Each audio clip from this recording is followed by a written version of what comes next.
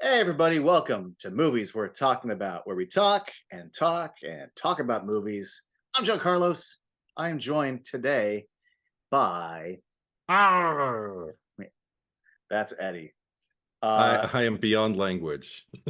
yes, you are beyond. Just in general, period. Yes, yeah. Thank you for joining me in advance for this 100th episode of the Hey. show, the little thing that started in the pandemic, Yeah, right. Oh my God. because I, one, missed your face, and two, like, I needed something Yes. joyful out of that era, and now we just do it for funsies. Yeah. I mean, it was fun before too, but I put some clips on my Instagram, and every now and then I'll go back and just look at them because it's fun stuff like you singing Bill and Ted's Excellent Adventure cartoon theme song, and stuff like Yeah, that. Makes me happy. But I'll go back and I'll watch. I'll just be kind of like, wow, yeah, there was I don't know, there was a hunger back in the day that now I just kind of I feel like I just talk to you, which is good too. Like, I'm always down to talk with my oldest friend, but I we needed this we need pod. we needed the light Yes. because we were living in, yeah. Our precious. Yeah. And I picked this episode, or Uh-huh. suggested this episode, Yeah. uh, because, well, I mean, it was the 100th. We've been talking about Kevin Smith stuff. I want to bring it back to horror, which is kind of where it Mm. started. Horror. Horror, well, horror, and You gestured toward me. I know that yeah, gesture was toward me. Yeah. yeah, yeah. No, but so when this movie came out 10 years ago, 10 years That's ago, so it, fucking I crazy. know. Wait, wasn't it 11? Isn't it 2013? Maybe it was 20, I don't know. Maybe it was IMDb 11 said years ago. 2013, but okay, so 11 years It ago. might, no, no, Well, no, no, already. It played huh. festivals, so IMDb will always count distributed and Oh, released 2014. okay. I'm glad we clarified that. So, Yes, free for mass consumption. Well, not yes, free, but available for mass consumption 2014, 10 years. Okay. yeah.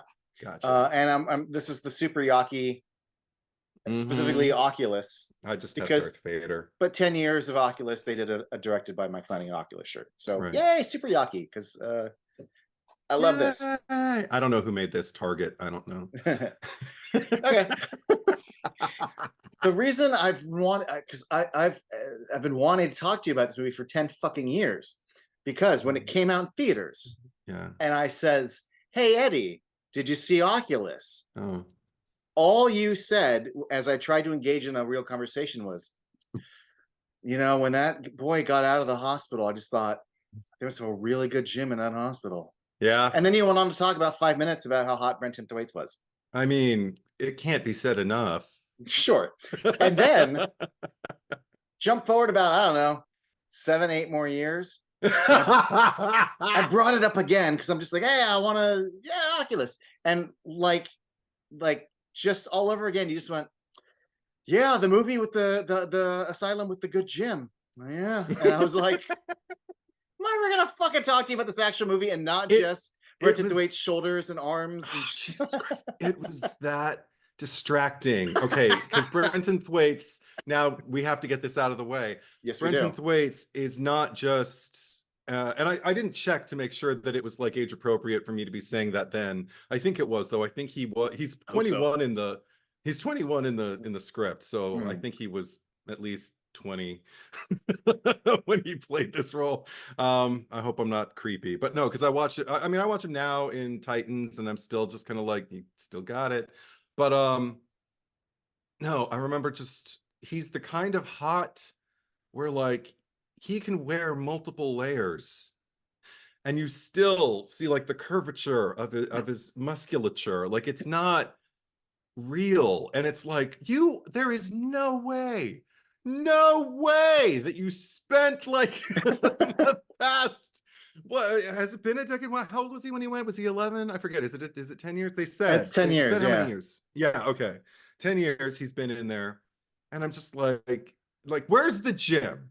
Show me He should have been like carrying, if he'd been carrying like weights or like even those rubber bands or something at some point while he's walking around, like, you know, leaving the Uh-huh. facility and going into like the hotel and everything like that. Just pull some barbells out and just Yeah, put them the aside. one falls Just out. yeah, just acknowledge the fact, or even have somebody just comment, just like, boy, they're feeding you really well at that Or do they, well, sanitarium. he's packing up when he's leaving, and they could maybe taking the little thing off the door where you do So, oh the yeah, chin where you do ups. pull-ups or Yeah. something, like, even because you know what? Okay, you're making me think about like Bride of Chucky. Now, Jesse has all the reason in the world to look as hot as he would ever want to look. But the fact that it even gets addressed that this is a new look between him and Tiffany, the fact that she's just Oh like, yeah. boy, you're really taking care of yourself. He's just like, I've been doing some push-ups. And right before, you know, the the thing that he's helping her with completely collapses. So just acknowledge the fact that, yeah, he's hot because he worked at it the way anyone would probably have to be that level of hot, Okay. because it was distracting. So that's why it's always omnipresent, aside from the fact that I'm It, gay as the day is long. So yes. Gay is a tree full of parakeets. Yes. right. Uh, That's pretty gay. yeah. A peach tree of parakeets. Mm. You're as Send me a gay as a pics. dude who likes to kiss wieners and stuff. I am. You're that gay. Yeah. I am that. I am that gay. I am exactly that level of gay. But I love that both times when I brought it up, it wasn't like that led into further. You're like, this period. No. That's all. Like that's all I got. I'm like, well, I'm gonna get more out of you. So it was really fun Finally. recording with you. Thanks for inviting me. Bye, everybody.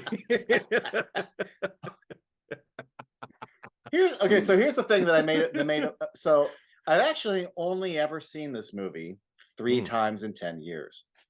Yeah. Saw in Okay. theaters, bought the Blu-ray, didn't watch it until a few months ago. I took the fucking wrap off. I just remember going like, it was pretty effective. Don't know when I'm gonna want to get scared again. And I just so not no, like obviously big Flanagan fan, but it's just not something that I just went and watched over and over and over again. So I watched it the last time just a few months ago, and about halfway through, I'm like, oh wait, let me.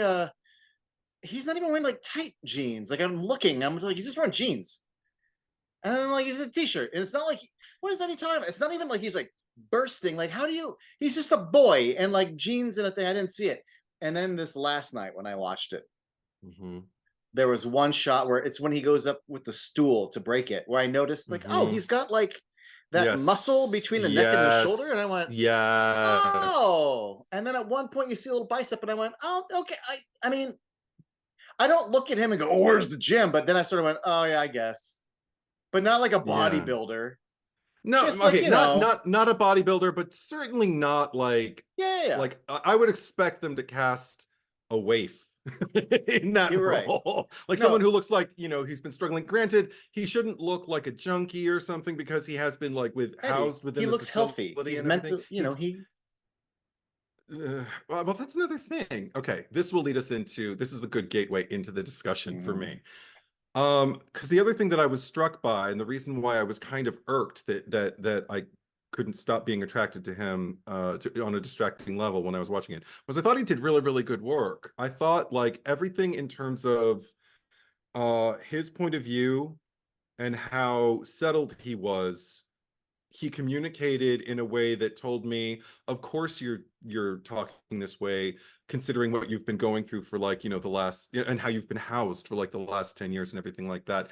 This, you've basically kind of like, you've had plenty of time to reason out every argument that Kaylee is throwing at him. He's probably thrown at his shrink or in his journal, or, you know, like whatever, and had to deal with and try to find some kind of rational explanation for. But what I love, and what I love about that aspect is the fact that I'm never irritated by him. I am actually remaining sympathetic to him, because that could be a really irritating role. You know, it could move into like an arena of like mansplaining or dumbass or whatever, and I still feel connected to him. I'm like, oh, of course you're saying that, you poor kid, because once they watch the footage and they see that the cameras are facing each other Yeah. and everything like that. You just see, or not even when they watch the footage, when they just walk back into the room and he just sees the cameras that are facing each other, and you just see him look and remember what it was like to walk into a room where things weren't the way that he left them. And all of a sudden you just see the cracks, starting to like show in the plaster, like all of a Yeah. sudden. And that's hard, to do, especially when I can't expect many people who look like Brenton Thwaites to be able to achieve that subtle layer Okay. of No, trauma resurging you in feel for someone. him Yeah, when absolutely. yeah. So that I was like, good for this. I wonder if I'm ever going to be able to see you in a role where I won't be distracted. Like, can they beat you with an ugly stick or or what? And I haven't seen many other things that he's done besides this, actually. I think probably because I was afraid. Yeah. But you watch Titans though, so Yeah, I do watch yeah. Titans, and again, Uh, I just sit there and just go, oof. But I'm imagining the answer is gonna be no, but the fifth Pirates of the Caribbean, I think it's called Dead Men Tell No Tales. oh, I know he was in it. I've seen clips of it, and it's still there. Yeah. It is still there, Eddie. It is a movie that is there. Yeah. But in terms of it's interesting that you use the word scary, though. I want to hear you speak to that. Like, does this scare you? First time, Because yes. not much does. Not much does. Second time, yes. I mean, get like really unnerved me. Third time, no, but also third time I was like, well, I was taking notes. And Okay. also like, full disclosure, I was suffering a Mm. lot of allergies, so like it was very swimmy when I was watching it. Oh, okay. But here's the thing, maybe not in the moment. Very rarely did it scare me in the moment, but like it stuck with the first time. Like I guess I could say like it haunted me. And there's these little moments. It's funny because there's so many times where like a ghost will be there with its little mirrored glowy eyes, and you go, bleh.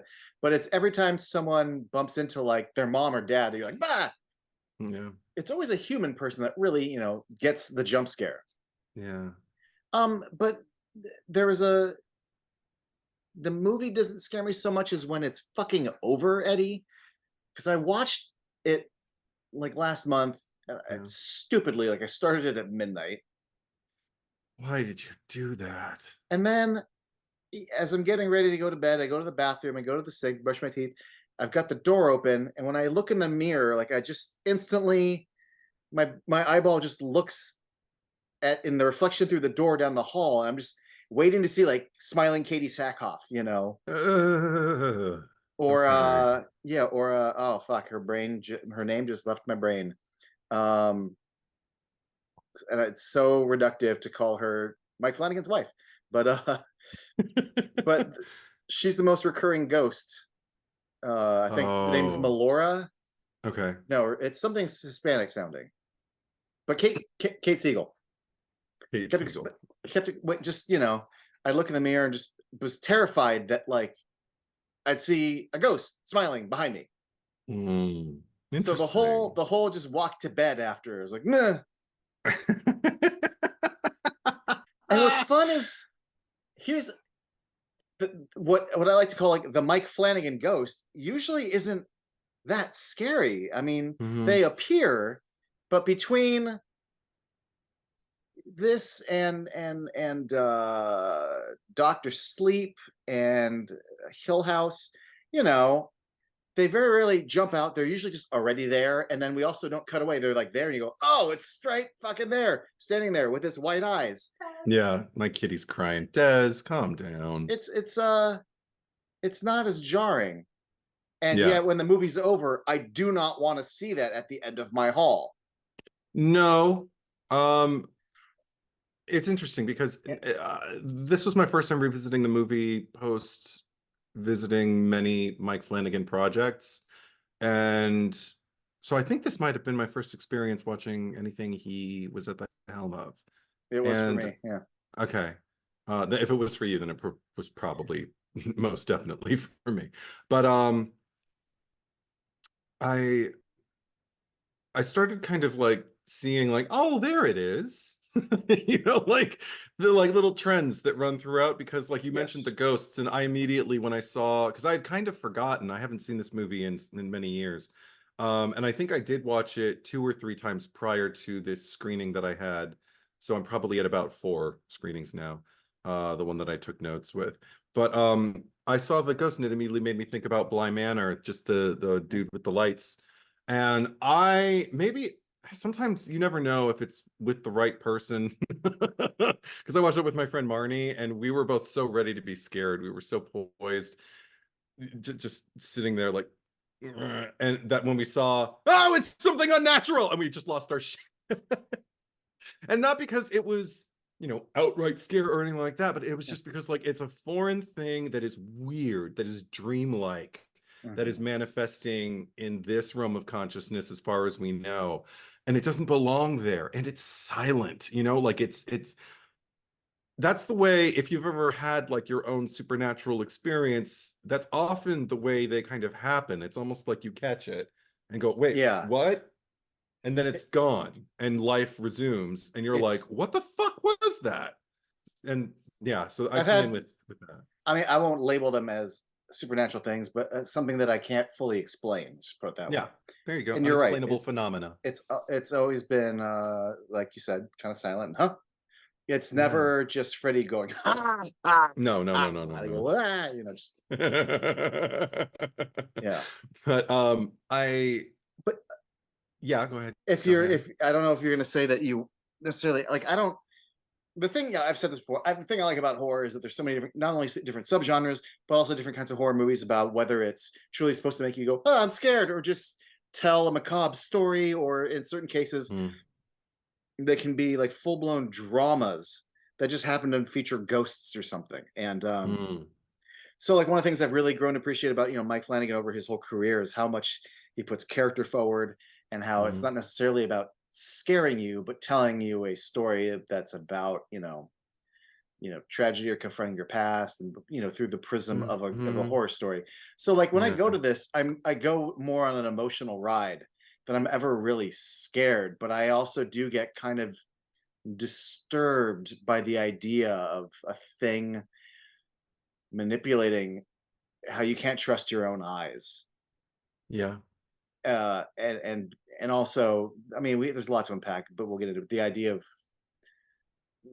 for the first part of it at least, who are you really believing, and confronting the realizations. There's a lot of, it's more of a spooky story with good drama that makes me feel sad by the end of it. But there Yeah. are a few moments that make me go, hmm. But again, not totally scared by the movie. I'm definitely more scared by how I feel after the movie.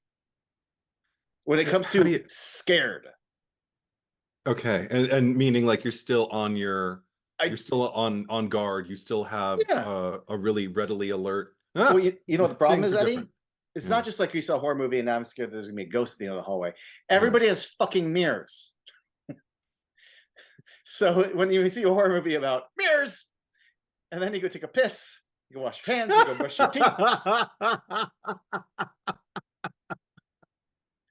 Oh my God. That's why I'm always happy when I see a bathroom, you know, or a toilet in a horror movie. I'm just kind of like, oh, you're gonna have to face one of those after this is over. If they handle this well, you'll be scared. But Well, and also because so many horror movies do like the shot washing the hands, and then they go, oh, and there's a ghost behind you, or yeah, someone yeah, goes, oh, yeah. hey, and you go, bah, and there's Or music. shut the medicine cabinet. Ah, yeah. But this is not that movie. This is doing a whole different thing with, mirrors, and doing so much more than just cheap jump scares with someone looking in the mirror. Yeah. There was what was the first, do you remember offhand, like what was the first jump scare of the movie? Because I remember I made a note of it, but I can't remember where it happened. And I'm I looking at my notes. Here's gonna be the weird thing about this discussion, Eddie. There's gonna be parts of the movie that I'm gonna literally be a little fuzzy on because I was on allergy medication Oh when I no. watched it last night. Okay. Okay. But I I will do, but no, but I remember this yes. distinctly because the movie opens with the kids and they're scared, and the dad Yeah. walks through the door for him. That's not a jump scare or anything. No, but what I remember distinctly was because I'm very, let me preamble a little bit before answering your question. I'm very aware that, and I've still never seen it. I want to process this movie more times before I watch the original short film they did first. Right.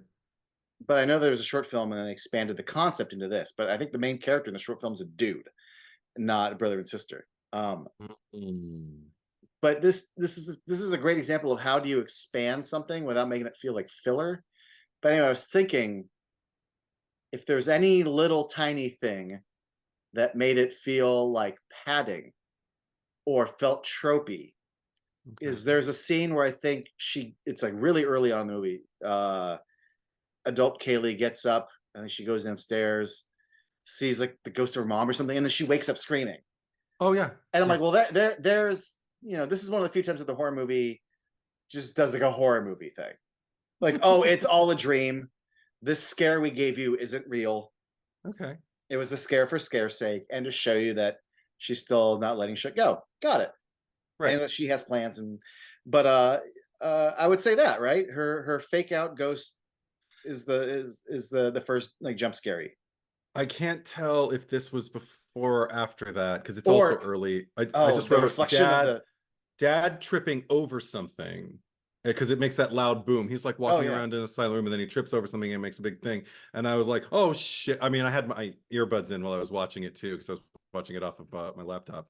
And I just went, ha ha, and immediately broke tension that it was building and then Mm-hmm. built it right back up when the woman with the light eyes appears behind him and then disappears. And I said, then this is the thing that I really liked about it. This is why I like Mike Flanagan shit like this. He sees her, she disappears, he leaves the room, Mike Flanagan leaves us in the empty room. Yes. And I don't want to fucking be there in a great way Yeah. because I'm scared now and I'm like waiting for something else to happen and it doesn't even need to happen. I'm It's not just waiting it's for a just a payoff. wide. I'm just in a state of anticipation. Yeah. It's And like a I'm just wide in that a just state. stays for an extra 5 seconds. Yeah, Yeah. but I'm Mm-hmm. like, thank you. If you would have just cut away after he'd left the room, I I would have noted, I would have remembered this moment even less. Obviously, I didn't remember exactly where it was, but thank God I have my notes because I don't remember anything either. But I'm just old. Uh, but I think that was the first example for me of something scary happening, and maybe even, I mean, maybe somebody would call it tropey, but I thought it was effective. The dream or the nightmare, the night terror, and everything like that, because of the reasons you gave, like, okay, she still like hasn't let go of this thing with her mother, and she's still, her husband is, obviously aware that she has night terrors. I think that happened after. I think that happened right after. Because my next note was just Mike Flanagan's cool color palette established really early on. Like he Mm-hmm. loves them kind of teal hues, just like a wash on a wall behind somebody who's in half silhouette. And then I wrote Dad's There, Night Terrors. And then moments later, um, Kaylee goes to, I don't even remember. It was to pick up the mirror, I Right. guess. I can't remember if that was before or after. I think it's It after. was before. I have Night Terrors written before, Yeah, but yeah. yeah. Be- And then and she then goes to get the mirror after, yeah, and that, okay, that scene. again, like even just from the setup, the fact that she's in this warehouse, she sees it sitting over there. It's been introduced enough, the notion that this is the adversary, or at Mm-hmm. least a gateway to the adversarial force that Mm-hmm. we're going to be facing throughout the rest of this movie. And the guy's just kind of like, yeah, it's right over there. And he's like, okay, I'll go get something or other. And he fucks off. And then she just kind of stands there, and I'm like, and you're leaving her alone. Why is she alone with the thing? He Oh, and doesn't he it's doesn't know though. no, She's no, the no, only but yeah. it's making me Okay. crazy. Like I'm not criticizing the movie. I'm Okay. just going, I'm sitting there as an audience member going, no, don't leave her alone. Whereas, like the moviegoer in me is, Right. my instinct is saying, yes, scare me, put me in a room I don't want to be in. You already did it once, now you're doing Mm-hmm. it again. Good for you. I don't always Yeah. need a reason to justify, but like I said, it's not irrational. I'm not like, okay, he obviously set this up so she would be alone with the mirror. But okay, this is the thing overall with this movie that I think I got more out of this screening than I have any of the other ones. Honestly, I have to say, usually by the third act, I start to check out. And it's not because anyone failing in any particular arena. It's just the repetitive cycle that just kind of perpetuates throughout the rest of that to the climax. I found it harder. I actually found it easier to focus this screening while I was taking notes, because I was looking for things as opposed to just kind of laying back and letting the movie happen. No. I had time to kind of like ask myself while I was, sitting there, I just scribbled down some notes about like, why did I pull out before? And I think the reason is I didn't get the way I did this time how much the images of them as children are overlapping with the images of them as adults. So it's not like present day flashback, present day. Was it done the most effectively that it ever could have been? I don't know, but I do think there's something to having your vantage point as the audience member being played with while their vantage points are being played with. You don't ever get to know exactly what's going on because they never get to know. I can respect that. But as an audience member, what I was craving for the third act, I wish we could have answered maybe a little bit more questions in the second act that they set up in the first act, like the break in the corner of the mirror when she just kind of says, I think she says, "You're hungry," and then she just says, I hope this still hurts. Is what she says to the mirror. And you're just kind of like, okay, did you do it? Who did that? Like, but you know that it happened and you saw it probably. So who did that? If we could have like gotten a little bit more exposure to them as kids, I think if we could have found different ways to kind of fuck with their minds, make it a little less cyclical, I might not have pulled out as much. Are you saying you didn't get an answer to where that crack come from? No, I got the answer to it. No, because we see it. But I'm saying, like, usually by that point, the other 2 or 3 times that I've screened this movie, by the time we reach that point, I've kind of stopped paying attention. I'm kind of going like, can I just get scared again? No, I get on the emotional ride, but I will say the first time I saw it, because the movie doesn't just do the simple, here's the main narrative for 80-70% of the movie, and then some flashbacks. It's like 50-50. Right. As the third act really ratchets it up, the first time I saw it, I did feel like I was stop starting, because every time we were in the present, I'm getting yanked back to the past. Sure. I don't think I was ready to appreciate that approach, because by the time I watched it second and a third time, now I'm actually really invested in a way I wasn't 10 years ago. And one of that's the approach when we will see like kids running up the stairs, and when they get to the top, and then we see over the shoulder, and you're like, oh shit, is that the mom? That's not the mom, her hair's short. And then we realize, well, it's Kaylee as an adult. Or no, it's like, it's Tim. And there's a few times where we will see in the climax of the movie, we will flash back to them as kids, but we will then see that it's them watching it or reliving it, remembering it, or being forced to be in it again. Sure. And it's those little framing approaches of when we cut from an adult and then we cut to the flashback and it's the kid, and then opposite shot and back to an adult again. Where I'm like, okay, I understand and appreciate more of what you're doing. In fact, I it's one of the things that I really have grown to respect about the whole third act, where essentially at first I'm like, okay, we're flashing back, got it. But also, like, the things that we're flashing back to are tied into like the narrative of what's happening in the present. And in fact, they are they're mirroring what's happening in the present through the lead's point of view. They're having to relive these moments, and they're happening to them again while they're reliving them. But on top of that, the reason they're not just flashbacks, but they're like happening to them, is because the mirror is fucking with them. Right? Yes. Not only does that make that interesting, but in a sense, the structure that we're describing is because the mirror is also fucking with us. And that's how I've really come to really respect the shit out of the third act of this movie that I didn't before. Yeah, I think one thing or two things, two examples of that I think I really was like, oh, they were almost critiques in the notes that I was taking. And then when I realized, oh wait, the first time was uh it's right after Tim's, awakening, when he starts to realize what's really going on, and he immediately wants to call, I think, his doctor. Doctor. Yeah. Yeah.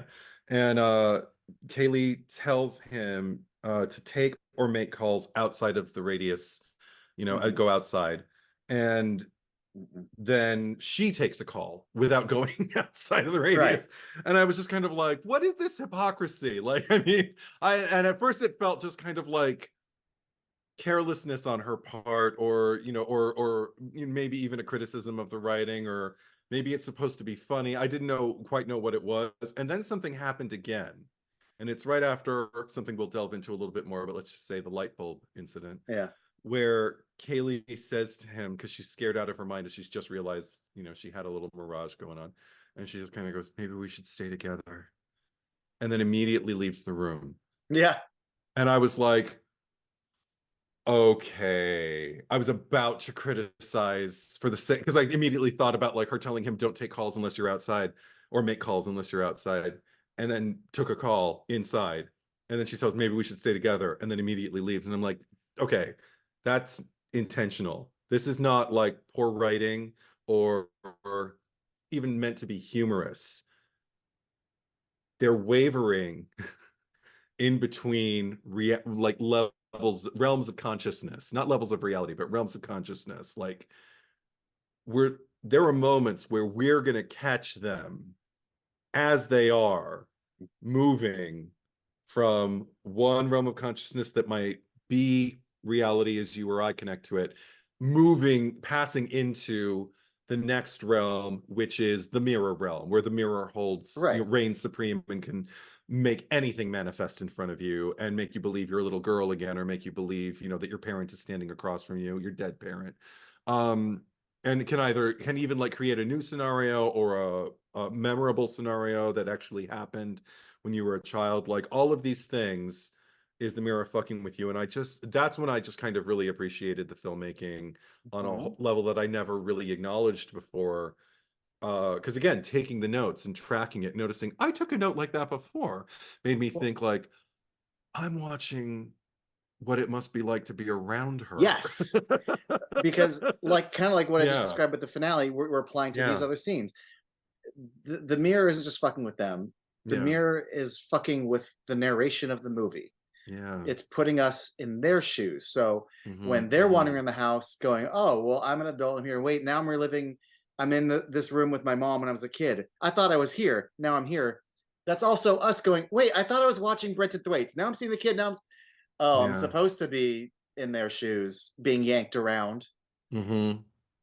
Just like how, but I love that the scene you described. She's at least lucid enough to say, when she's like, take calls outside, then she takes a call, and then she ends with like, if that was even really him. Like, exactly. Yeah. Right.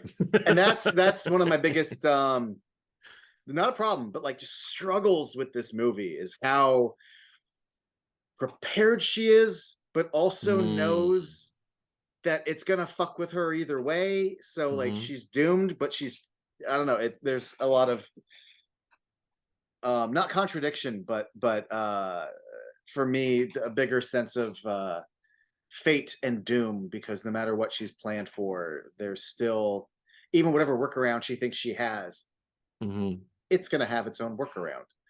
And sometimes she knows it. And the reason why she ignores that instinct is personal. It's personal drive. We'll maybe get into characters in a moment, but there are a few instances in this movie where a rational person who hasn't been stewing with this for 10 years might be like, fuck it, let's not do this, or fuck it, I'm out of here. But she has the reason, and it's a weird pull, but like, you have to give me the reason, right? My example right now is whenever the person leaves the house in the third act of a slasher movie, like Black Christmas. But I know enough about Olivia Hussey's character to know that she can't leave one of her sisters back there. I have to go back in. I now believe why the character that we want to see, like, no, but Mhm. if you make me believe, and she does a great job of playing someone who hasn't let this go for 10 years. Oh, yes. And the movie does a fun little job in the first act of making you wonder if maybe she is crazy and maybe he really, maybe the doctor was right. And Right. the whole movie doesn't do it because that, but I like for about the first half an hour, you kind of wonder, maybe he did justify and make up. There's things as a kid that he misremembered and everything the doctors have told him was right, and she's just hasn't let go until we get Mhm. back to the room and see the cameras all, and we Yes. go, fuck. Yeah. Now we're with him. Now there isn't and I appreciate the movie only does that for about a half an See, hour. that's funny. There is a version of this movie where you could keep going, but enough happens in act 2 and act 3, especially by the end, that you definitively, I think, no, it's the mirror and weird shit's happening. Yeah. I But mean, I agree. I would just put it differently because I feel like that's actually one of the the first act for me is one of the strongest things about the movie because I feel like everything is really kind of like either there's enough mystery to hook me to make me uh-huh, ask why, what I uh-huh. want to find out, what was the source of this, or there's enough endearing qualities of either of the siblings to kind of hook me, whether it's like him and his kind of like, it's not shaky at first, it's actually quite kind of like assured, but anytime you've been housed in a facility and then you leave, it's going to be a precarious situation your first Sure. days at least out in the society and and in this realm of consciousness. And then with her, because of her resolve and her sense of mission and I mean, it speaks to my Virgo heart, all of her preparations, the fact that Hmm. she's got it controlled as much as she possibly can. Whereas I like that you pointed out the thing with the phone call about like if that was even really him.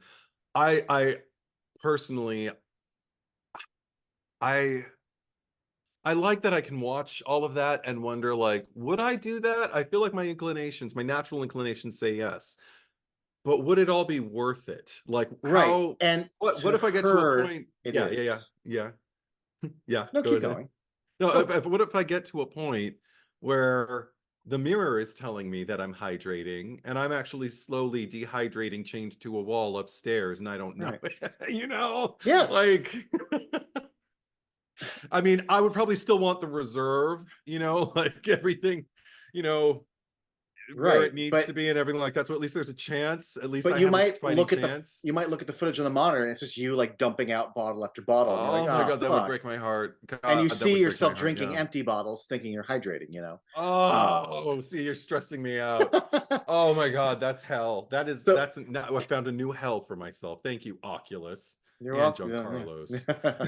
It's what I do. 10-year of our friendship. Can I Yeah, make it any right. more miserable about something? What were you gonna say? Well, no, no. So I was talking about like the Olivia Hussey, like the drive, Yeah. where you were going up against this foe that you even admit can disarm you. You've got all this planning, but it's the drive.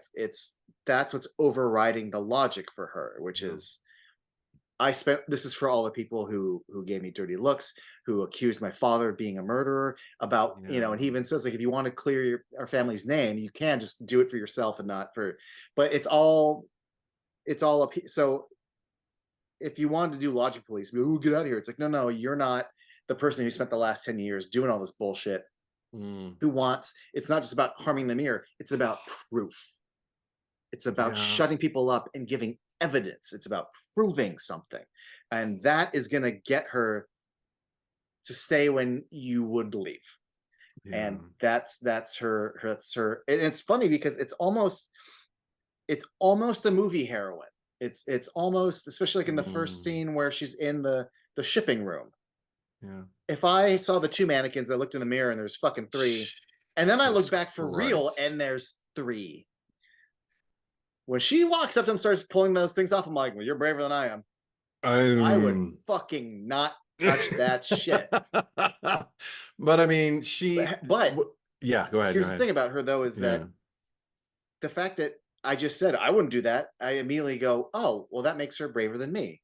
And Mm. in the horror scenario, if this mirror is our villain, before you really appreciate how focused she is on this, this Mhm. is without getting to the third act final girl, she is like our, it feels like she could be a horror movie heroine Yeah. defeating a Um, bad guy. And that's what gives yeah. her the strength at first to go over and pull the sheets off. And I love that the motive is effectively, even at that point, we still haven't had all the answers quite Mhm. to the questions, but I get from her that she's motivated by something inside of her. There is something like there's something about that particular action itself, the pulling the sheets off of the mannequins. Just it's almost like it has to start somewhere. You Mhm. know, like if I'm going to do this, I need to do this. So I'm not going to back away now. Yeah. This is certainly not going to be the worst thing that I have to face, Right. in the next few hours. So And I better start now. You and let she it looks know. at the mirror. There's like the, Yeah. okay, I see you, you fucker. Yeah, It's a yeah, very exactly. for those of you who watch Curb, she's essentially going up and going,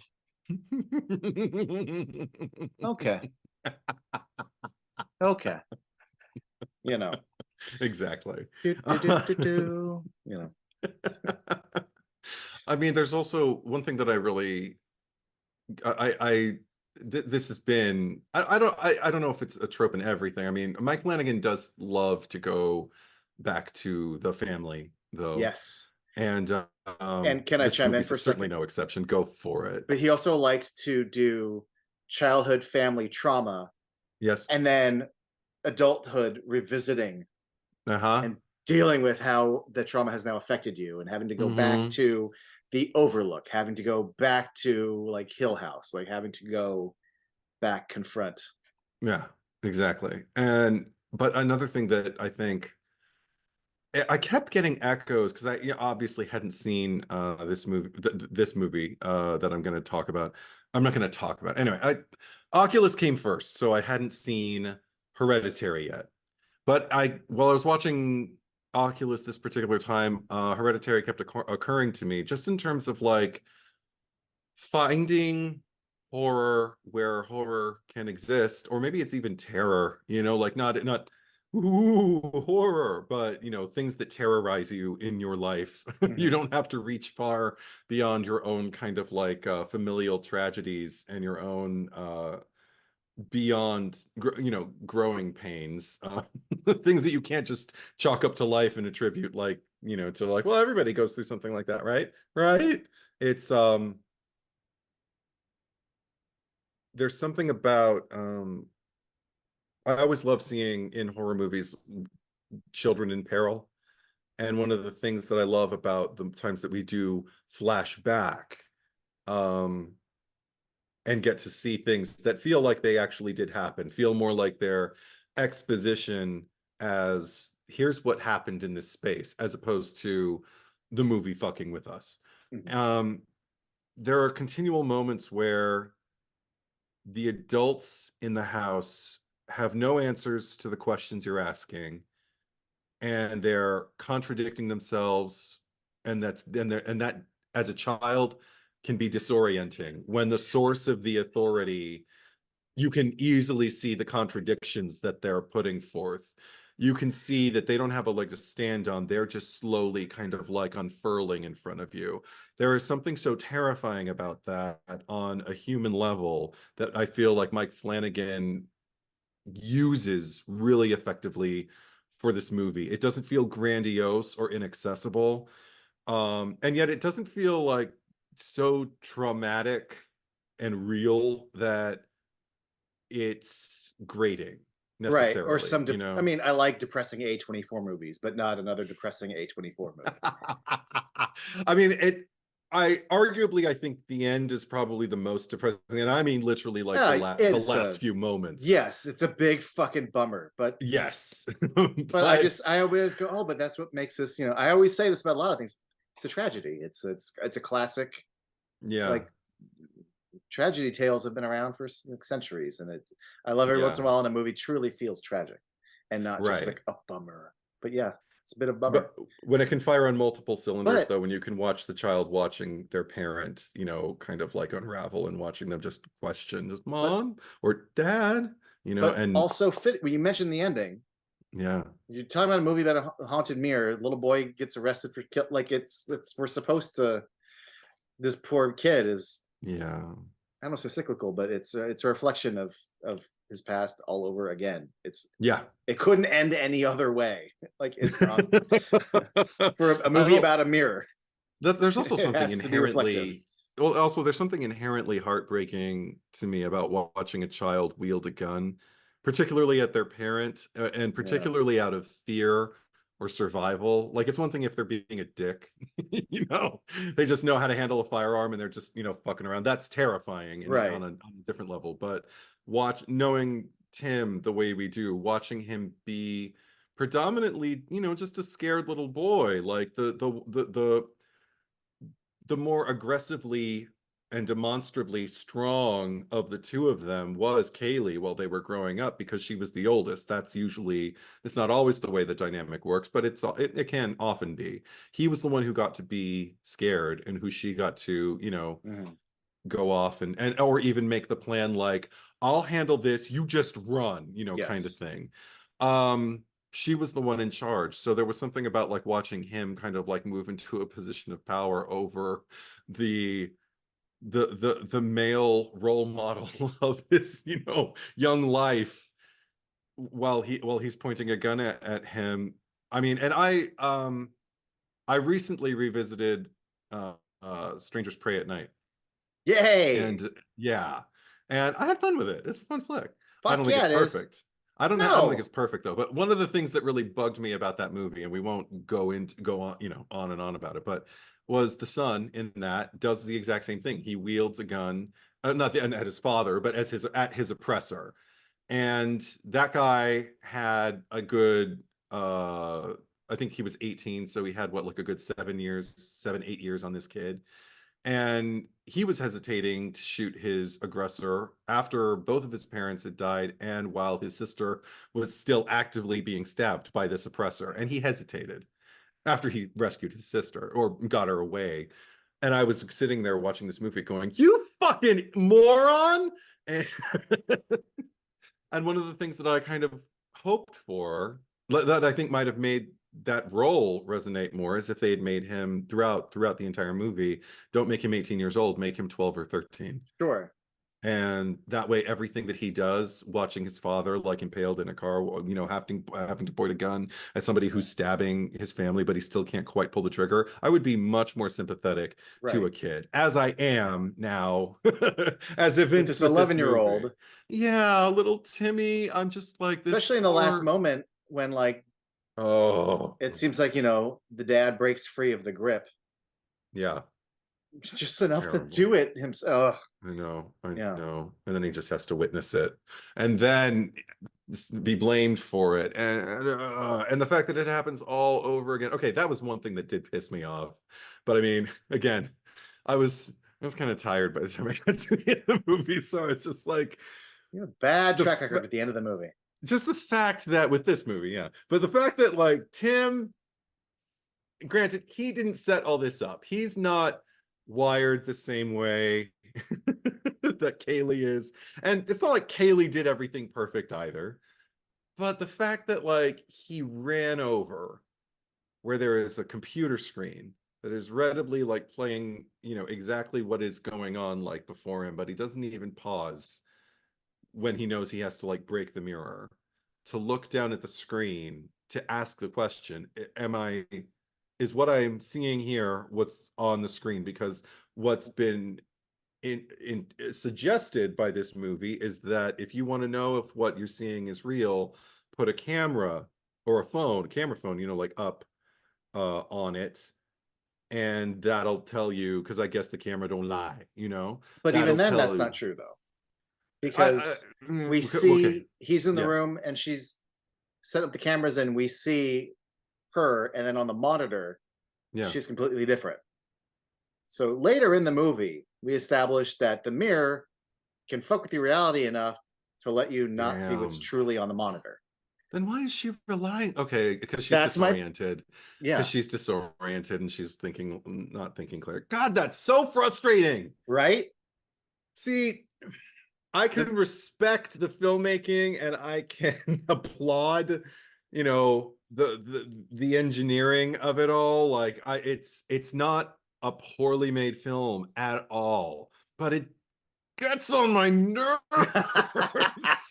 because there is no control. It is the bleakest yes, message that this mirror gonna get you. yes. So much so that even when we establish the monitors, I forget Oh, what she's doing, but he looks and like I think she like looks right at the monitor, and it's two different angles, and she looks each time, and I'm I like, can't oh, now we're remember. fucked.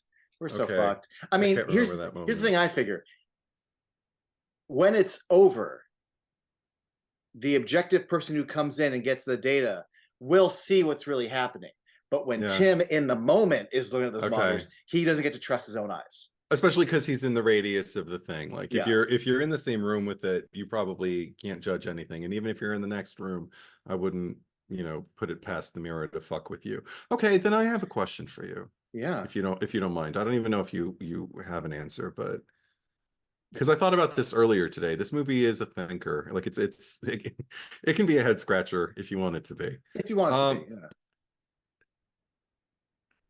I don't know if in the way of symbolism anything like came forward for you, but I just wondered, do you think the mirror is supposed to be anything in particular? Like represent I mean, anything besides in the life? obvious of like you a reflection of yourself and that Yeah. they're confronting their childhood trauma. Um, Okay. I don't know if it's the mirror. I mean, it kind of is, but it's actually something you mentioned earlier, and this is a good place for me to ask you about that or bring it Uh-huh. up. Was that the talking about like when they're kids and you're Yeah. talking about the dad and you use the word authority, Yeah. and there's a lot in this movie that I see about like you're supposed to be able to trust your parents, Hmm. these authority figures. You even go outside and you try a doctor. A doctor is a trustworthy professional. Right. You go down the street, you find an adult you trust, you bring them over.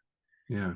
Even as an adult, he's coming out of a psychiatric system. There's these institutions with there's a lot of, Yeah. I don't think it's like a main agenda of the movie, but there sure seems to be a lot of like you can't trust these institutions or authorities. They're just gonna like kind of slap you down.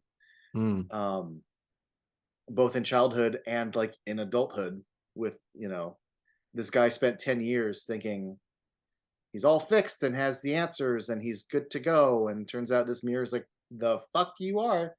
Mm. But yeah, no, I didn't really project any, so I don't know if the mirror is just a viewing point into that or just something that the movie has. But no, I mean Okay. my main default to answer you besides that side point is just uh inner reflection. Hmm. Seems to be fairly obvious for me for this one. I don't know if there's anything more than that.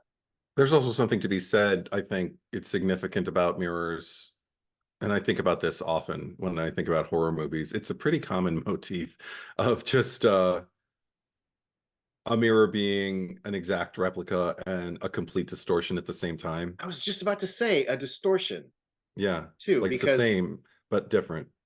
well, Couldn't be more opposite. Yeah. I was, I remember right when I ended that sentence, like I regret not talking about the distortion because you can look in a mirror and sometimes though, because I think I have a mirror that does that, it might be slightly imperfect, so that it makes, I think it squishes a bit. Uh-huh. So like there's one mirror I think I look better in basically than Right. I actually do. And I go, oh, hey, then I walk away on prayer. Um, so the idea that it's not just like, for example, this is my husband. I know who Mm. he is, and I walk away, and he's like disgusting cow or whatever, Right, right. grotesque cow. Grotesque cow, yeah. Yeah. Ugh. God. These little distortions of so it's even just in the outside world you're and it's playing with you. It's you're paranoid about your scar. You're very you know so it's distorting reality in that sense beyond I just it makes me really sad. Who wrote this screenplay? Was it Mike Flanagan too, or was somebody else the screenwriter?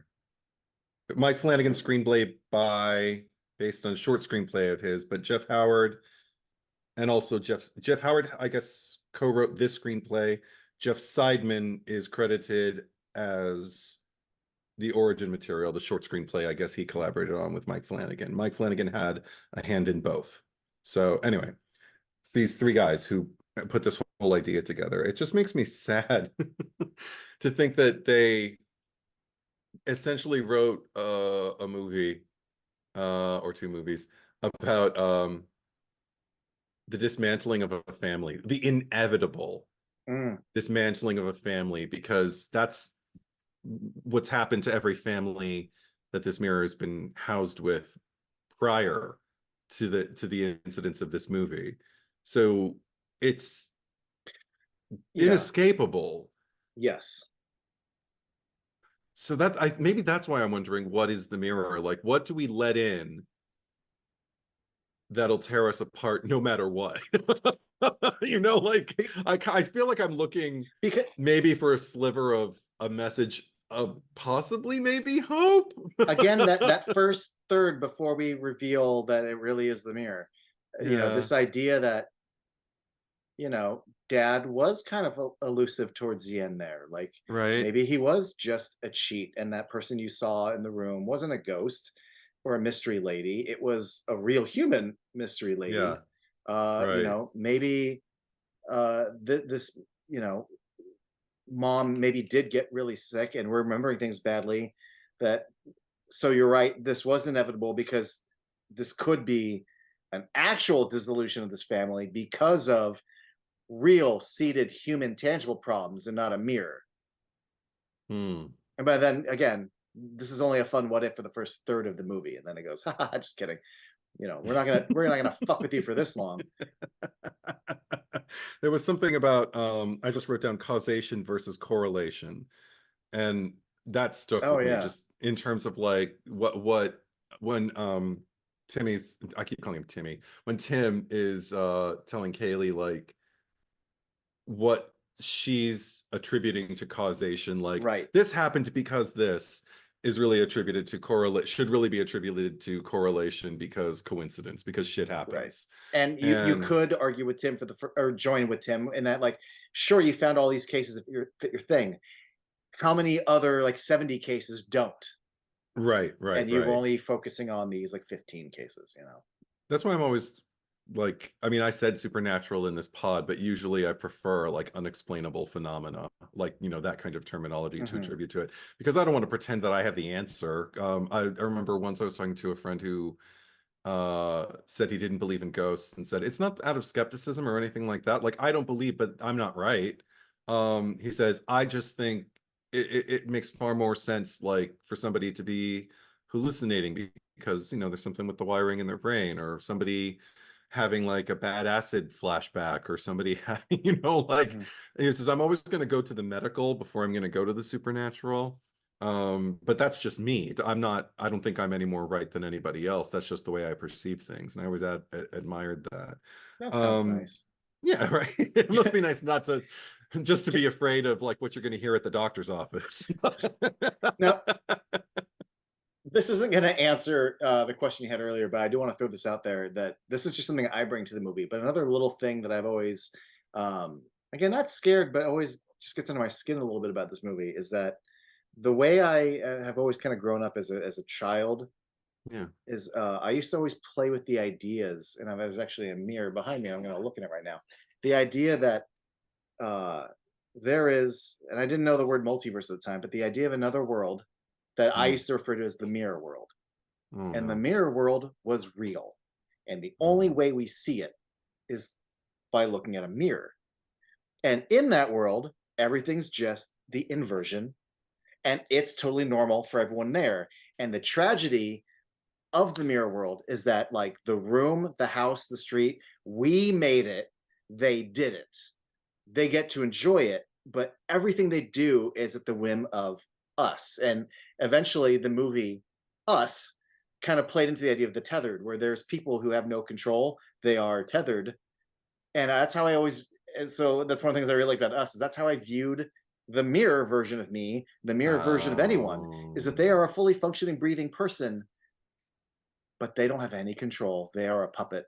They have to look in the mirror and look at me when I look at the mirror. And I'm not saying I believe that, but that's just something that as a child, I kind Mhm. of gave some credence to. As a 40-year-old, I don't. No. But when I remember that childhood idea of a Yeah. whole other world that exists that I only get to see in a puddle on the ground, in a window, anytime someone creates a surface, I get to look into that other world. The idea that there's this one mirror that goes, I'm not a puppet. I get Mm. to fuck with you.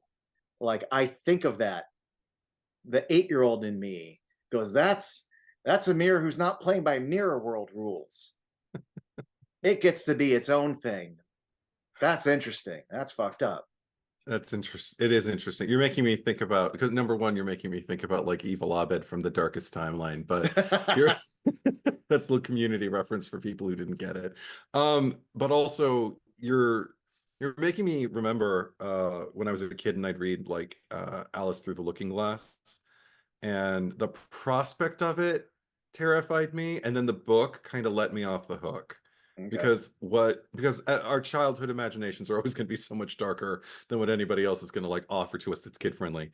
And I remember first time I thought like going through the looking glass, I just felt terrified because I thought, what else is going to be opposite? Like, sure, everything will probably look the opposite, but what if people are the opposite of what they are on this side, and they're just like pretending whenever we meet each other Mm. at the looking glass, and then you move away, and what if somebody who's really always been really really nice to you and really sweet to you just starts hitting you or starts saying really terrible things, just hurtling abuses at you, like Disney villain level, and Uh-huh. like I don't know, a very grim fairy tale, actually, not even Disney, but I it used to terrify me. And then I remember I wanted to read the book because like, ooh, morbidity. And I read the book and I was just kind of like, oh, there's big old chess people and there's Yeah. like Tweedledee and Tweedledum, I think, are in the looking glass. Humpty Dumpty, looking glass. And I was just kind of like, oh, okay, so it's just weird. It's just like Wonderland, but Yeah. it's just a different place and it's weird. They got queens there too. All right. So it's like a Wizard of Oz. I can deal with that. Um and I so yeah, even just you like bringing that up, like now I'm gonna have nightmares. Talking about this movie wasn't gonna give me nightmares, but now you're just gonna make me terrified of. I used to be scared of like touching the mirror and what if it bent? What if my hand Oh. started to go through? But Poltergeist Y- 3 y- did y- that a lot, and it scared me as a kid. And You know it's what? not a good movie, but yeah. You know what I used to always kind of, the little what if scenario I let myself play with is, what if I What? went through the mirror and swapped with the mirror me? Ah, And once I'm in that world, you think you just blend in, but like since we're not opposites, like I have a dimple on my right side. mm-hmm. The mirror version of me would have it in the left. So I always had Yeah, this sort of fear that like once I'm in the mirror world, they will know that I don't belong because my dimple is on the wrong side. The letters are not the correct way. And there's right. always to me the idea of Yeah. like infiltrating the world you're not supposed to be, and then all the people go, oh, like Ah, you do ah! not belong. Oh, terrifying. Yeah, See, that's yeah, that's the little 10-year-old me would do shit like that to himself. not cool. Not cool. Yeah, we would fuck with ourselves when we were kids, just like with our heads. But I think something about the Lasser glass. Great Um, name. yeah. It just sounds like a I wish haunted it could have mirror. been used even more, but they're not going to keep talking about it as the movie progresses. So I get why they didn't say it more. But every opportunity they got to say it, I was just kind of like, ooh, yeah, sounds good. Um, I Say it again. Lesser glass, lesser glass, lesser glass. Shut up, Ed. There But you go. but with this, maybe it's just there's always what I love about horror. What draws me to it is the battle between light and dark. And it's not like I can't do bleak. I will ride bleak hard. Mm. um but not but a particular kinds of bleak. Some bleak rides me, and it's really no, and Mm. it's really hard and it's not fun. It doesn't feel good. I just walk away from it going like, ow, you're a fucking dick, movie. Writing me like that. Have a little humanity. But I mean, I like the arm wrestle. I like the push and pull. You know, I like watching the struggle and watching one side gain the upper hand only for the other one. It doesn't matter who, you know, all of that. That I eat that shit up. And if it's bleak, then it means that, you know, one side's going to slowly kind of collapse while a darker side, you know, seems stronger, gains the upper hand, and probably wins in the end. And at least at the end of the story. Um, but I can't help but feel maybe because maybe you know what I'm doing? This movie is like my own looking glass theory, and I am now struggling hard to find a Lewis Carroll looking glass kind of like moral or some kind Oh, of it's just chess pieces. And no. we are right. chess pieces No, in the no, mirror. I mean, no. I feel like It if there ends in were a a yeah, go it ends ahead. in a tragedy, so you don't get your, like you said, your Lewis Carroll Well, kind of. well, there's no escape. There is no escape. Like it's gonna fuck with your mind. In order for you to confront it, you have to be in its vicinity. And anytime you're in its vicinity, there's no way to gain the upper hand because when your perspective is fucked, how are you ever supposed to know what's coming and when? Right. You know? So and the horrible thing is like the mirror isn't even the force that's necessarily doing this. It's making us do it to each other. So Yes. I'm wondering if there were a message, like a preventative, even if it's like, you know, don't use drugs or some shit like that.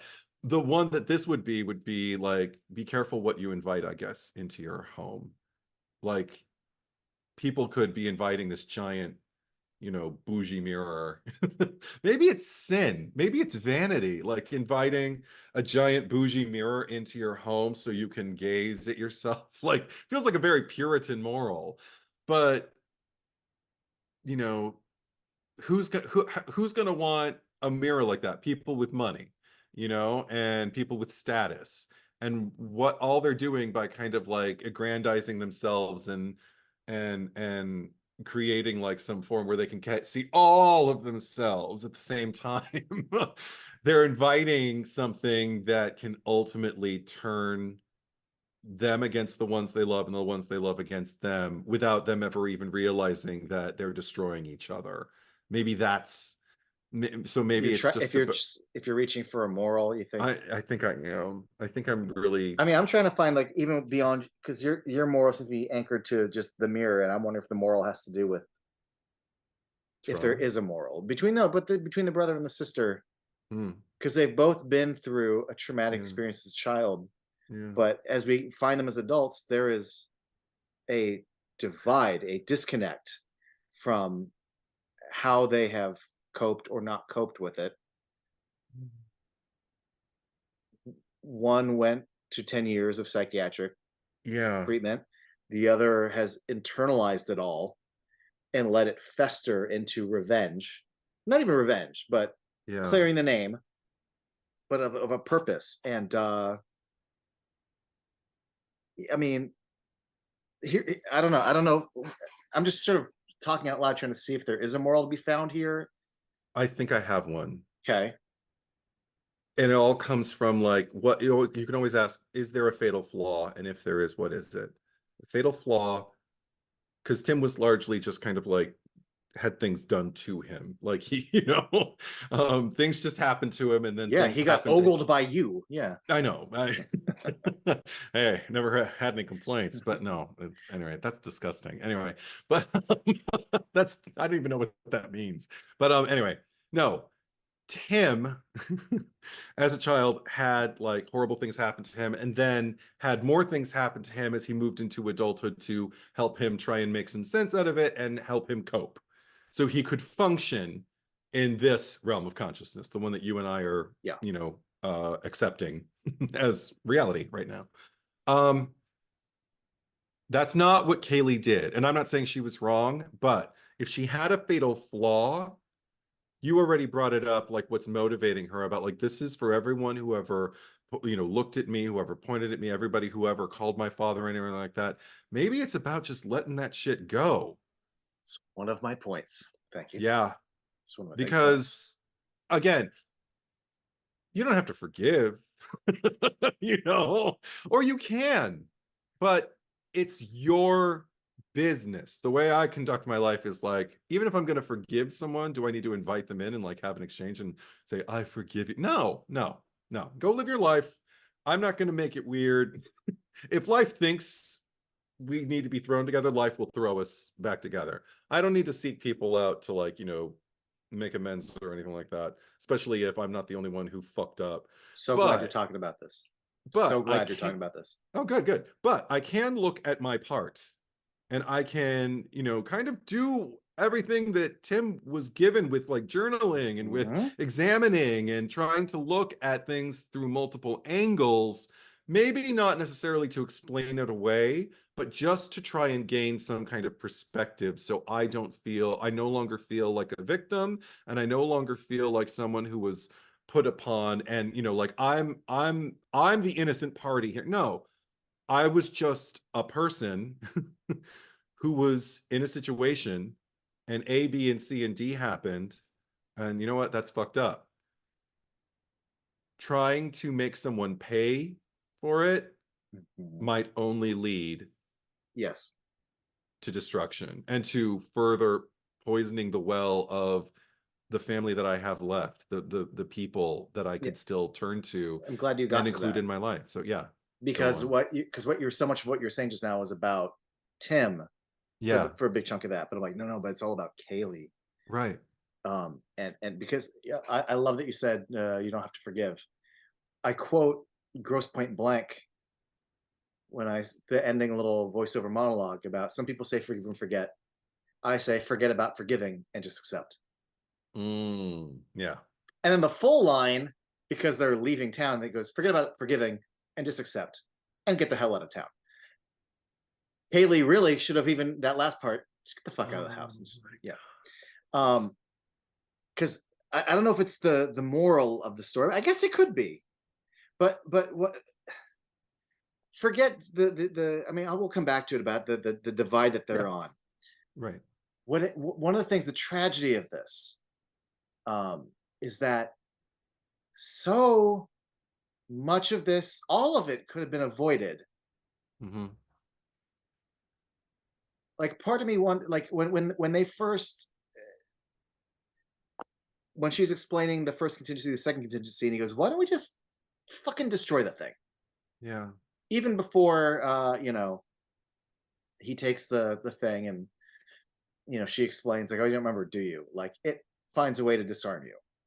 We flash back to them as kids. Then later we find out that shot of them was them not hitting the mirror at all. They're hitting the wall next to it.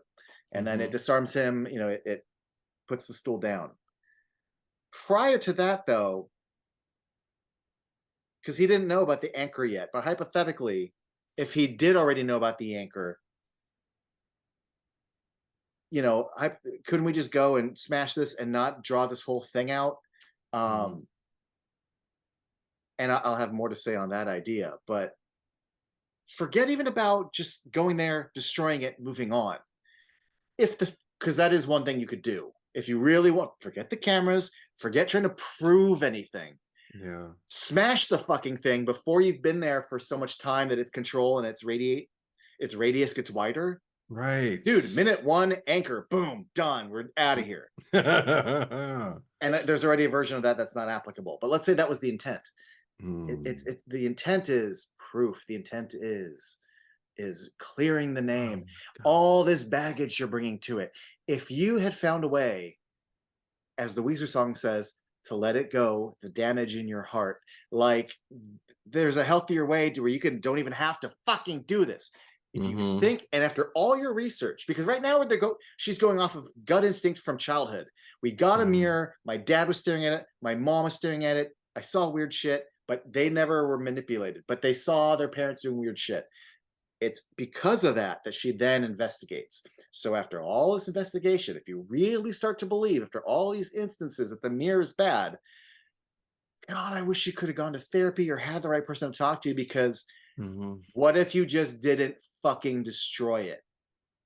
What if, I'm not saying it's right to just let it go on, because, and this isn't part of her character, but there is a version of this character that could be like, well, I don't want someone else to fall harm, but like, there's got to Mm, be, the moral is letting her, what's driving her also like drives her to her doom. And yeah. if you, yeah, then Tracy and I the other night, we're trying to think, we try to like logic our way out of it. Like, I don't know, what do you do with it? Because they clearly, you can put it in an auction, put it in a room, it's in there for a little bit, you put a cover on it, it goes in a warehouse, like it can exist for a little bit. Uh-huh. You give it a few minutes, it puts a little fucking third mannequin behind you. So what do you do? I don't know. Let's say you put it like in a shipping container. Take that shipping container, dump it in the middle of the ocean. Okay. Mm. Well, then what? Well, I don't know. It's still in the ocean now. Within a certain radius, the fish are going to start going nuts. You're laughing, but like, fuck you. Like a shark, No, animals, orcas could they're like going to get start sick. attacking. Yes. Right. I don't know. Then what? I don't know. Find a fucking cave. Find like, I don't know, like the Huh. keep, this giant, stronghold built into a mountain, then or bury it in the earth, and then it's like, well, no, because you bury it in the earth, eventually bugs or worms, and then they're going to start acting weird, and then they're going to Shoot it bite. into space. Well, that's the thing is, ideally, yes, Eddie, but Right. that you can't do. She seems like she has the connections where she could ship it, fuck off, throw it in a cave or something. But I'm like, Mhm. no, even in a cave, there's bugs, there's rats. It's going to affect something. And that's the thing that I wonder about, right? I'm going off on Yeah. a big tangent now. Between like 1860 something and the turn of 1905 or whatever, Yeah. it's gone for like 45, 50 years. Well, where was it? Where was it? Yeah. Right. So there's got to be something you could do. Maybe it was easier back then. Oh, we threw it in the dungeon. The castle had a basement, and for all we know, maybe some rats did get a little nuts. But like, no one's documenting. Oh, the rats that ate each other and then ate a cat. No, yeah. Um, Um, then and the plague. yeah, No, then the plague happened. That's what happened. the old French plague of 1865. Yeah, right. No, I mean, and what I love is that the movie doesn't go back and explain its origins, but like, had they explained, oh, it turns out it doesn't work through lead. I'm like, oh, great. Then we get a lead lined box and we throw it in the Yeah. fucking ocean forever. Yeah. Anyway, if there's something she could do where she just got rid of it, or more importantly, just let go. Like, and I know that then we don't have a story, because I think part of the story is presenting the audience with good and bad or different ways that people deal with the trauma or don't deal with and internalize, and let it drive them to a point of doing something dangerous, but they Hmm. think it's right because of their own fucking ego or their own need to do something. Yeah. And this will heal me. This will make me move past it. So that's to me the big tragedy of it all, is how You much of know, it could be avoided if they yeah. just got the fuck out of there right away, or didn't do it at all and just literally let it go.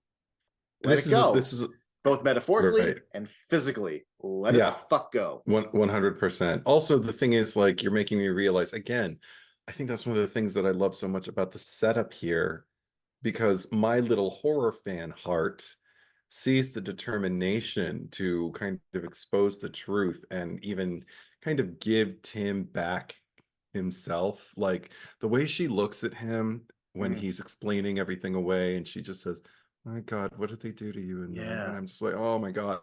I am so on her side right there, because she just feels like a leader. She's got that, that elder sibling, like gravitas. Like Oh yeah. I've got control of this. You don't get a say because I'm the oldest, and that's the way Mm, it is, and because I remember. Oh, and that's another thing. Like, I mean, I am an elder sibling, and there were so many times where I can share trauma, with my sister, like, memories of it. And there are so many times where I'll be like, do you remember this? It's just be like, no. Like, she's just absorbed the chaos in a different way because she was younger than I was. She was a littler person. And but I have like the memories and the names and the voices and the, like all that in my head. So I know what it is to kind of like carry the story and watch someone who was also exposed to it, but doesn't quite have all the pieces put together for whatever reason. So all of that, plus the way that, like, she's expertly played But what's the actress's name? I really like her. Karen Gillan. Karen Gillan, thank you. Love her. Massive fan over here. A- Yeah. Absolutely. Even if this were the only thing that she did, I'd just be like, do it more. Because she's just so fucking good. So compelling. And but anyway, so it has me rooting for the mission, you know, like to kind of expose it and shake it down and make it, you know, see who's boss and everything like that. It's all very kind of like Old Testament, which when I'm angry, I can get really fire and brimstony, like, yeah, ear for an ear, eye for an eye, Oh motherfucker. You yeah. know, I can get there, you know, when I want to, but but and I think that's what I was reaching for when I was trying to figure out, like, what is you know, does the mirror symbolize anything for you? Thinking, you know, like societally or religiously, or, you know, like in terms of, you know, like, you know, we analyze fairy tales, you know, to death, and just kind of like, you know, everybody's got their own take about, like, you know, what this could mean and what that could mean.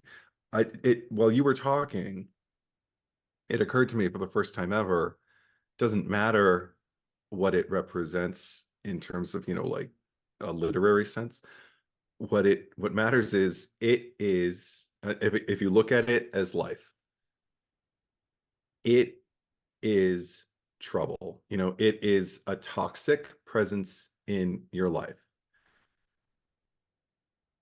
We all know what it's like to have a toxic presence in our life. It's probably manifested in the form of a person, or a, a work environment, or a playground, or, you know, anything. It could be literally anything. It could be a scenario, it could be a person, it could be both, it could be a bevy of people, it could be a recurring theme. You know, like you keep breaking up with the same person. But the thing is, like, I think about it like that. I think about a toxic presence in my life and how I've extricated myself from that situation.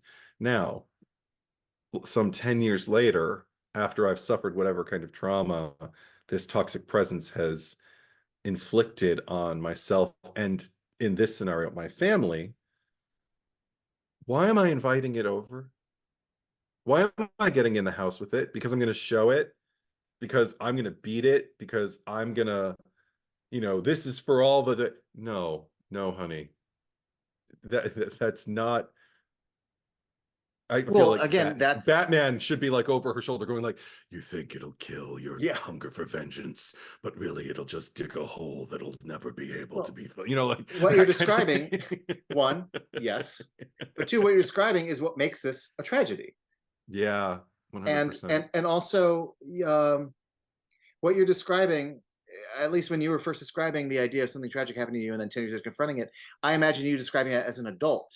But she's got like the Peter Pan thing where like she hasn't let go of that little girl, that promise that we made. Yeah. So this isn't like some lucid adult who was hurt in her late 20s and is now in her late 30s going, why would I invite this into my house? This is a little Yeah. girl who's, you know, still trying to prove the innocence of her father, and Yeah. you know, that's why she's inviting. That's the tragedy. Yeah. And also like the drive, the, you know. And again, I was raised on, like, you know, the slasher movies, like, you know, the but, Freddy, the but Jason, the Michael Myers, the thing where the thing is going to get you, and you have to start listening to the kid who's surviving because they know what's going on. And if you don't listen to them, then it's going to get you too, kind of right, thing.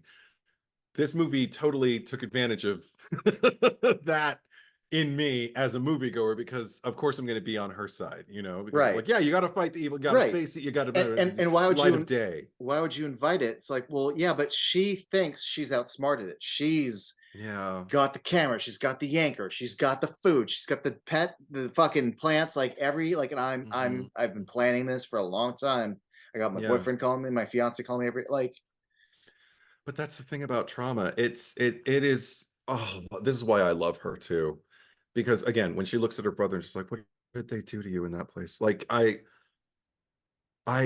absolutely empathize with her position of being a truth teller, a truth seeker, and trying to impart his story to him, to let him know, you can't explain away what happened to us, and I'm going to prove it to you. I understand the earnestness of that. And the thing is, you know what really makes me love her is, on top of everything that you're saying, the moment that we already kind of alluded to it, the moment where he starts, you know, really truly communicating to her, seems to actually kind of like she keeps going, look at this, look at that, no, but try this, just wait, just let it happen. He's like, you're just torturing a dog and you're just doing this and you're just doing that. And he really at one point seems to like put a light on something, like Yeah. where she starts doubting herself. Yes, I was about to get And to that. yeah, okay. And you can see the reach in her, like that lost girl, that child who really needs this all to be true because no one has ever confirmed it for her. No Mhm. one ever was able to sit with her and tell her, yeah, everything that you went through, you really went through it. You Yeah. know, you can accept that. Now, what are you going to do with it? You know, like, and if she wants to make it a mission, there's something about, maybe that's the thing. I love the planning. I love the you know, the water breaks so we don't get dehydrated and the food stuff and all of that. And even the kind of lackadaisical, you know, chuckle about like, I don't even know if this is my real husband that I just talked to, but um the plan needed to be bigger. it That's the needed set. it needed to be a lot. Maybe she Here, shouldn't okay. have planned all this the second he left the facility. Maybe she should have had a few more conversations Well, with him that's the before. I don't sad thing know. is she thought he would be on board. Yeah, I know that's And then true. you think, That's well, couldn't true. have had more conversations? But then she's like, well, I tried visiting you a few times, but all of a sudden, like, you weren't available. And he's like, he realized he was getting so Right, into right, his treatment that he didn't want the reminder in the outside force. right. But from her point of view, like, he was going to get out, he was going to remember the promise, and we're going to go do the thing, right? Right? It's really sad. Yeah, I know. Here's the thing: the plan should have been bigger. But here's one of my things: is like, no matter how much you plan, Yeah, unless you go in the first 3 seconds and drop the anchor, and even then, I don't think so, because one of the problems is it always has a way of disarming you. Like I was thinking, like, remember when she says, "Go outside and make the phone call." Okay, here's the thing: once you, if you're Tim and you get in there and you see all this, yeah, part of me is like, fuck this, I'm out of here. yeah, We should get the fuck out of here and not engage with this. And guess what? You guys would have survived. yeah, But like I said, if he could have convinced her to let go of all the damage and helped her deal with shit the way he dealt with it, even though she's right and he's wrong. But even if hmm, he could apply all that jargon to get out the house and just leave. Here's my problem with them just leaving. There's probably a very good chance, like a 99.9% chance they weren't going to leave, because really early on, he goes outside to make a phone call, and all of a sudden hmm, he's inside. He's like, "What? Why am I yeah, inside?" She's like, "Did you think you're outside?" right, yeah, Honestly, they get in there, they talk it out for a little bit, they leave, they think they're yeah, walking on the grass, they get in the car, they drive away, and all of a sudden they're sitting in chairs in the kitchen. And they're like, "Fuck!" And then you yeah, realize it's not gonna let you leave. hmm, And one could argue that it has to build a certain radius over time. I think they also have to have that conversation over time. But I also hmm, wonder if you get in there and within the first 5 minutes, it's like, oh, we're gonna drop this anchor, just fucking kill it, and that's it. I feel like it would, like Popeye, like it would spit, like it would instantly like defend itself. yeah, I think it would ratchet things up because it does have like a gun held to its head. This tragedy of this girl. I love that the way that you were talking about what's driving her, and this idea that she's so confident, like, so we yeah, got a fucking gun to its head. Like, yeah, I I figured this out. know, I No, you don't know. have it figured out. If anything, him leaving the house to make a phone call and not leaving the house should have told you we don't Yeah. have shit figured out. Fuck. Yeah. When it's playing with your point of view, yeah, there what would you may as well just have fun. Have fun in the meantime, because it's gonna be over real soon. But it's also like you got me thinking like I don't know why. I just thought about Back to the Future Part 3. I wish that there could have been a part of Kaylee that could have just realized, you know, like Marty McFly had that whole being called yellow all of a sudden. Like in the movie prior, it was being called chicken, and that was his fatal flaw. He could not walk away. And I was just like, if she could have just learned to do kind of almost take to the camera and go, the lesser glass is an asshole. I don't care what it did or what it thinks, what power it has on me, but I mean, again, well, it's funny you brought that up, and I thought of a different scene. I just wanted her to have, this isn't going to be funny like that one is, but when Needles is like calling him chicken at the end, and if only she could find a way to metaphorically throw the car in reverse and just not race Needles. Then realize, oh, I almost hit that I would have hit that Rolls Royce. I would have had an anchor in my fucking head. Oh God. And the fact that it was in his hand, God, that's so, I know. that puts the T in tragic, like and the tragic also. That's but you were mentioning before, and that's one of the things that really killed, at least as far as I love watching that turn, because you were talking about how good she is. I haven't talked about how good she is. Oh, go for it. No. So my journey is she showed up on Doctor Who in 2009. Oh, okay. So I'm immediately like, hey, Eddie, not like, I don't want to get like all Brenton Thwaites on you, but like gorgeous Scottish redhead, like, come on. Sure. So shows up on Doctor Who, great on Doctor Who. And then that was my whole thing. I'm like, wait, there's a horror movie with Karen Gillan and Katie Sackhoff, like, and it's produced by Blumhouse. Like, I have to see this. And then into the rest of her career and fucking Guardians, yada yada yada. Great. Love her. Having said that, what's one of the more important scenes in the movie for me is after all her going like, oh, they really got you in there, and him desperately trying to explain when he finally gets to her a bit. Like, did you really see that, or is that what you've let yourself remember? He's like, because, like, for example, the dog. I remember them saying the dog, and they have this flashback, and she could be wondering, like, no, that's something the doctor helped you realize. That's not something that really. But after enough of him explaining and her countering, he starts throwing so much at her that she kind of like turns away from him, and she starts to like fucking cry. And he almost like, come to my side. This is all bullshit. This is all something you need to work through. I can help you. We can go anywhere. We can leave this house right now. And it's finally like her, when she breaks down, it's like, okay, like, where can we go? Like, I am taking my first step with you, right? And it feels like he got through to her. Not only is that a great moment, because for the first time, she almost walks back everything she's planning, which, in my heart is what she needs. Also, it would have saved her life, but also it wouldn't have mattered because they're already in the house. It's not going to let them leave. Tragedy.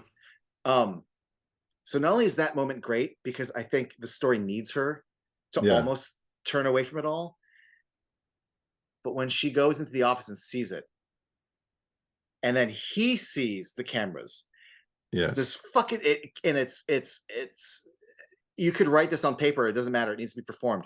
When she sees everything and she turns to him and goes, ha, it is the most purest ha.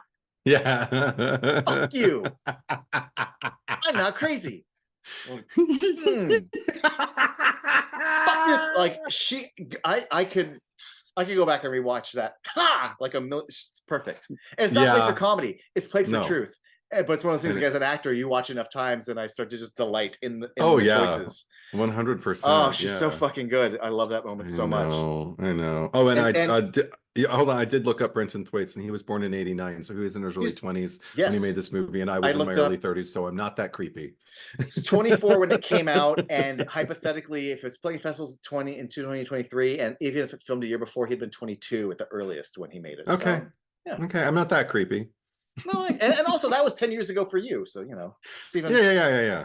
No, and so there you go. I just wanted to put it out there. I just want to tell everyone Eddie's not a perv, I mean, I am, but he's just horny, but he's not a perv. Not like I don't need to be on a list or anything. Yeah, I don't. I don't need to be tracked by the government. But one of the things that I love about her in this, that she did, and what's great is she didn't, at least for the first season or two, like Doctor. I mean, the cool thing about Doctor Who is the stories can go anywhere. So there's sure. But there's this like focused intensity. Like the only way I can describe it is like she's so locked in to like what her Yes. mission is. Mm-hmm. Mm-hmm. And also as an actress, like it's like it's not, I hate to default to just intensity, but like there is Mm-hmm. so much intensity to what she's locked into that like here's the thing I love about this movie is the way basically everything's flipped, Yeah. right? Her intensity is so locked in that she reads as crazy, you Mm-hmm. know, in loose movie terms. Mm-hmm. Mm-hmm. Like, oh, conspiracy theory, fucking Charlie on the board, and like, I have all these things that I planned, and you're like, oh my Yeah. god, my sister's a psycho. Except she's not wrong, and he has all the great rationalizations and terminology and explanations for everything, Mm-hmm. except he's totally wrong. And the idea that there seems to be, and now I'm coming back to like this idea of this divide, and his divide, like, and his truth is coming from, and it all boils back to not just the story, but specifically when he's leaving, and his doctor's like, hey, like protect your recovery. And I always think Mm-hmm. about that when his sister is throwing all this at him. He's like, I need to Yeah. protect my recovery. Yeah.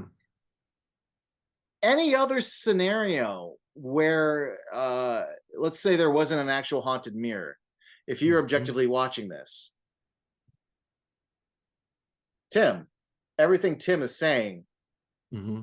makes sense, and the way he's presenting it, the way he's feeling it, and boy does she sound like Cuckoo Bird, like just, Yeah. oh my god. So I love the idea that they apply the, I don't know how to word it, but just the fact that essentially she's right and all this Mm. bad shit happened. You could, again, you could, if there's a version of this movie that plays the whole movie as did it or didn't it, Right, but we right, only right. play with that for like the first third of it. But god, she just plays that so good. And I hate to, Yeah. she plays the fact that, oh, she could be crazy, you know, um if you want to call it that, you know, There's an but she's a believer. yeah. Well, because it goes beyond that too for me. Like you're right. There's like an immediacy and an urgency to like everything that she's doing. Yeah, And and the first, before you yeah, go on, and I yeah, just that immediate that the confidence, the sheer yeah, confidence that everything yeah, I'm doing is right, and we're going to be proven right, and we're going to do it. I yeah. forget what he says, but it's like, I don't know. Then let's get this started. Over, and she goes, "Yeah, let's." It's Yeah. it's there's a few readings like that one, and also like that he really got you in there. That a younger or not as well trained, or there's a version of this where a shittier actor would play the beat instead of playing the truth, Hmm. because it's definitely a beat and you need someone to find the truth to make the beat work. And what I Right. love is they have these very kind of scenic beats, and Hmm. she plays them with so much truth. Like I believe that she's on this little fucking know-it-all confidence high. So she's like, yeah, Yeah. let's like, and it, oh, I love her. Anyway, go on. Well, there's also something like if you're on stage and you see a performance quality like that, it you know it's probably leaping across the footlights, even though footlights aren't really a thing anymore.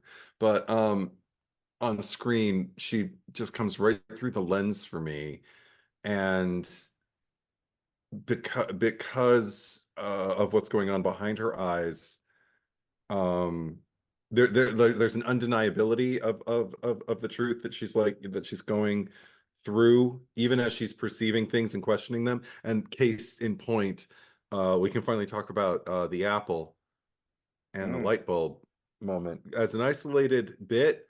Holy shit.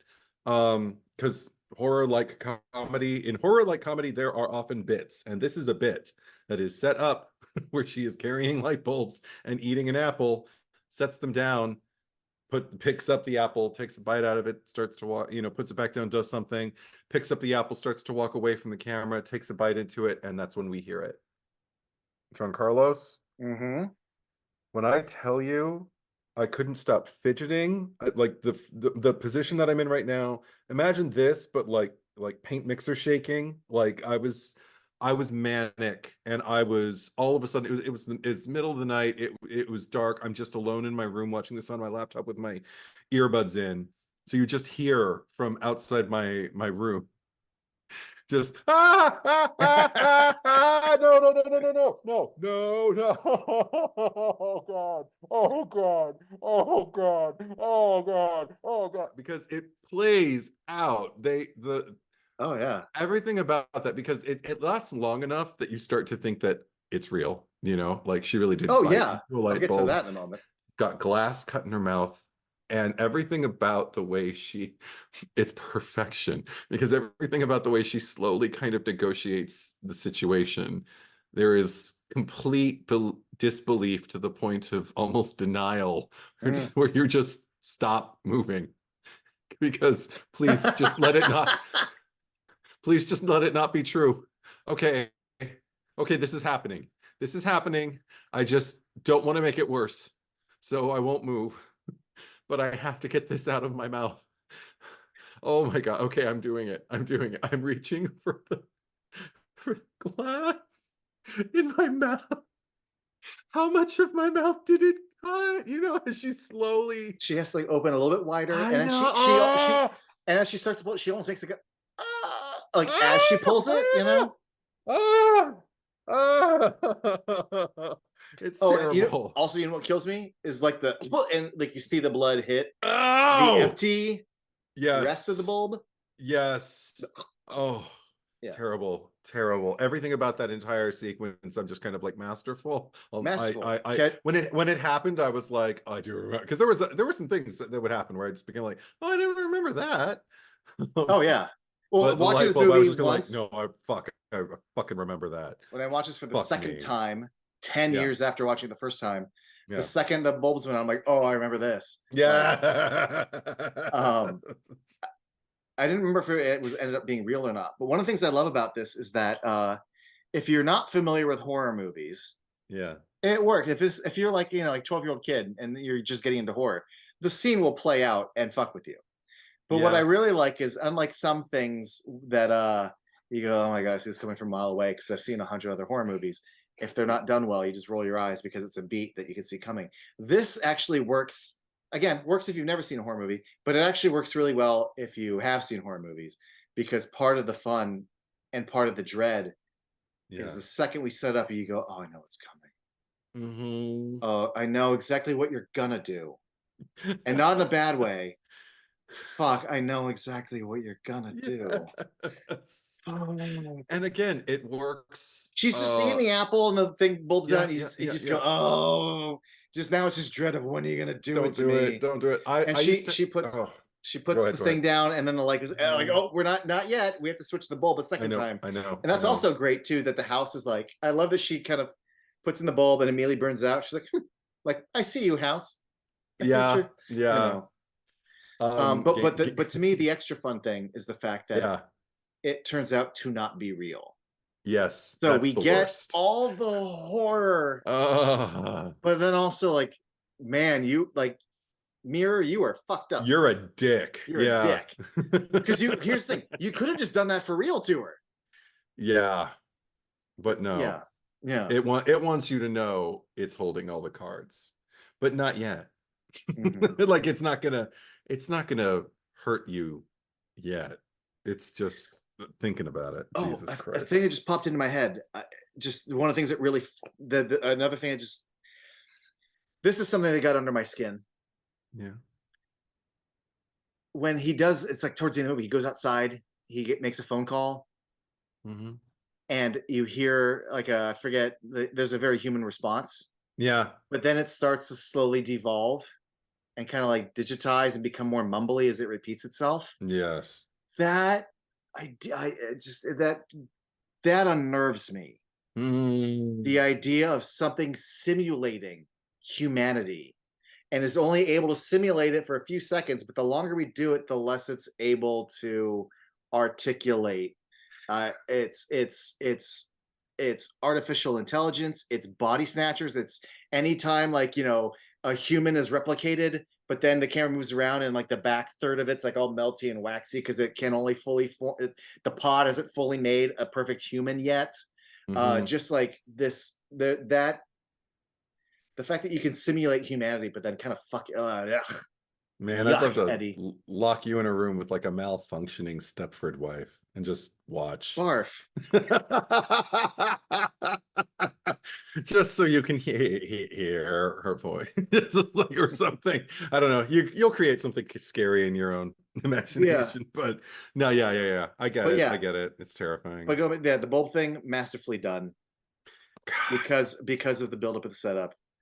And also too, because that's one of the few times we first really have seen it play like artifice reality, but they tee it up early in the movie. Yeah, where the dad's got the nail, takes the band-aid off, and then he was from the beginning. Like, again, find a way to hook me in. Like, don't just set it up, but like give me something to be like, dude.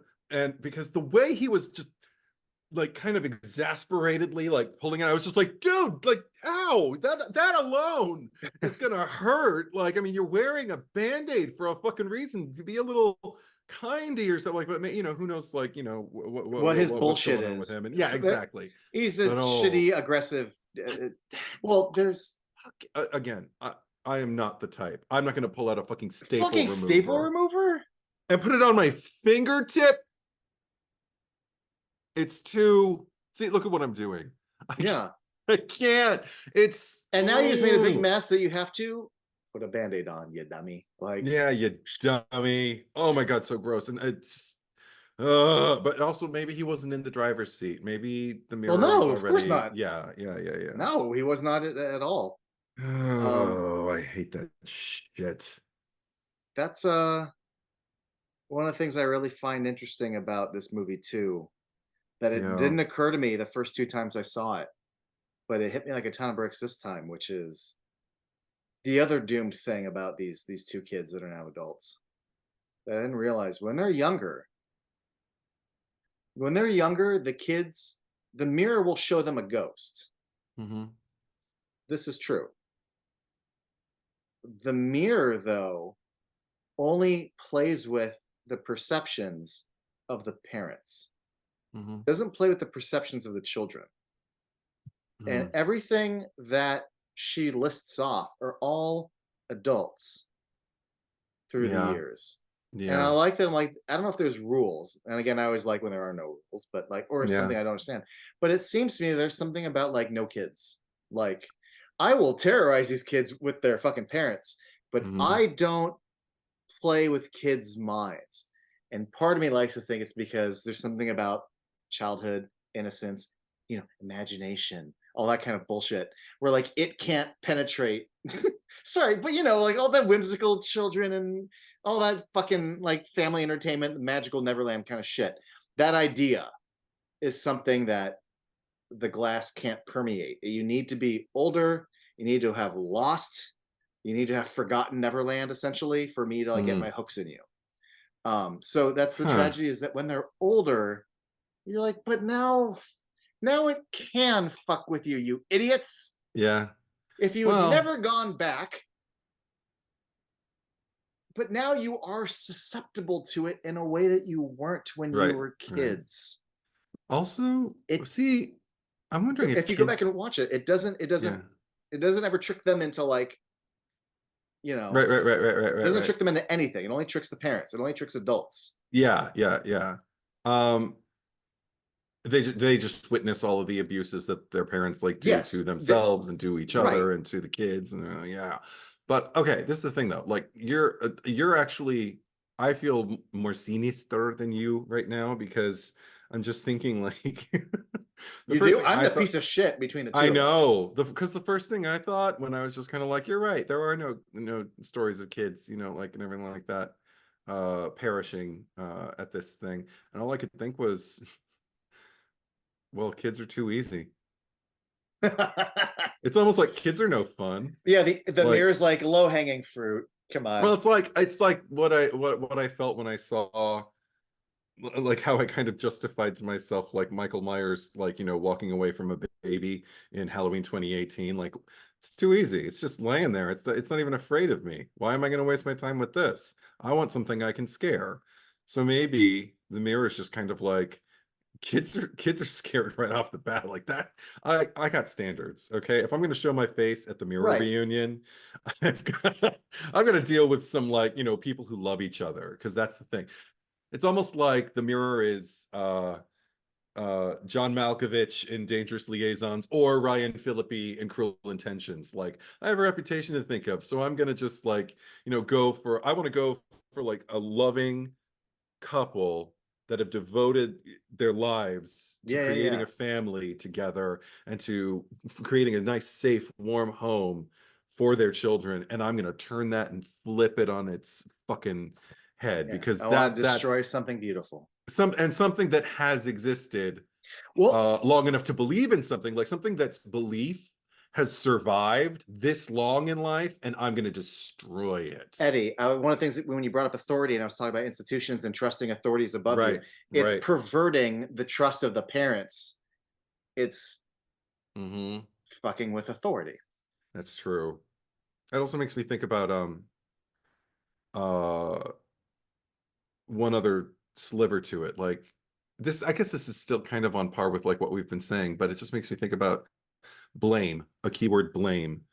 Like, whatever caused your childhood trauma, like whatever it is that your parents were suffering through, whether it could have been addiction, it could have been mental illness, it could have been depression, it could have been so many things.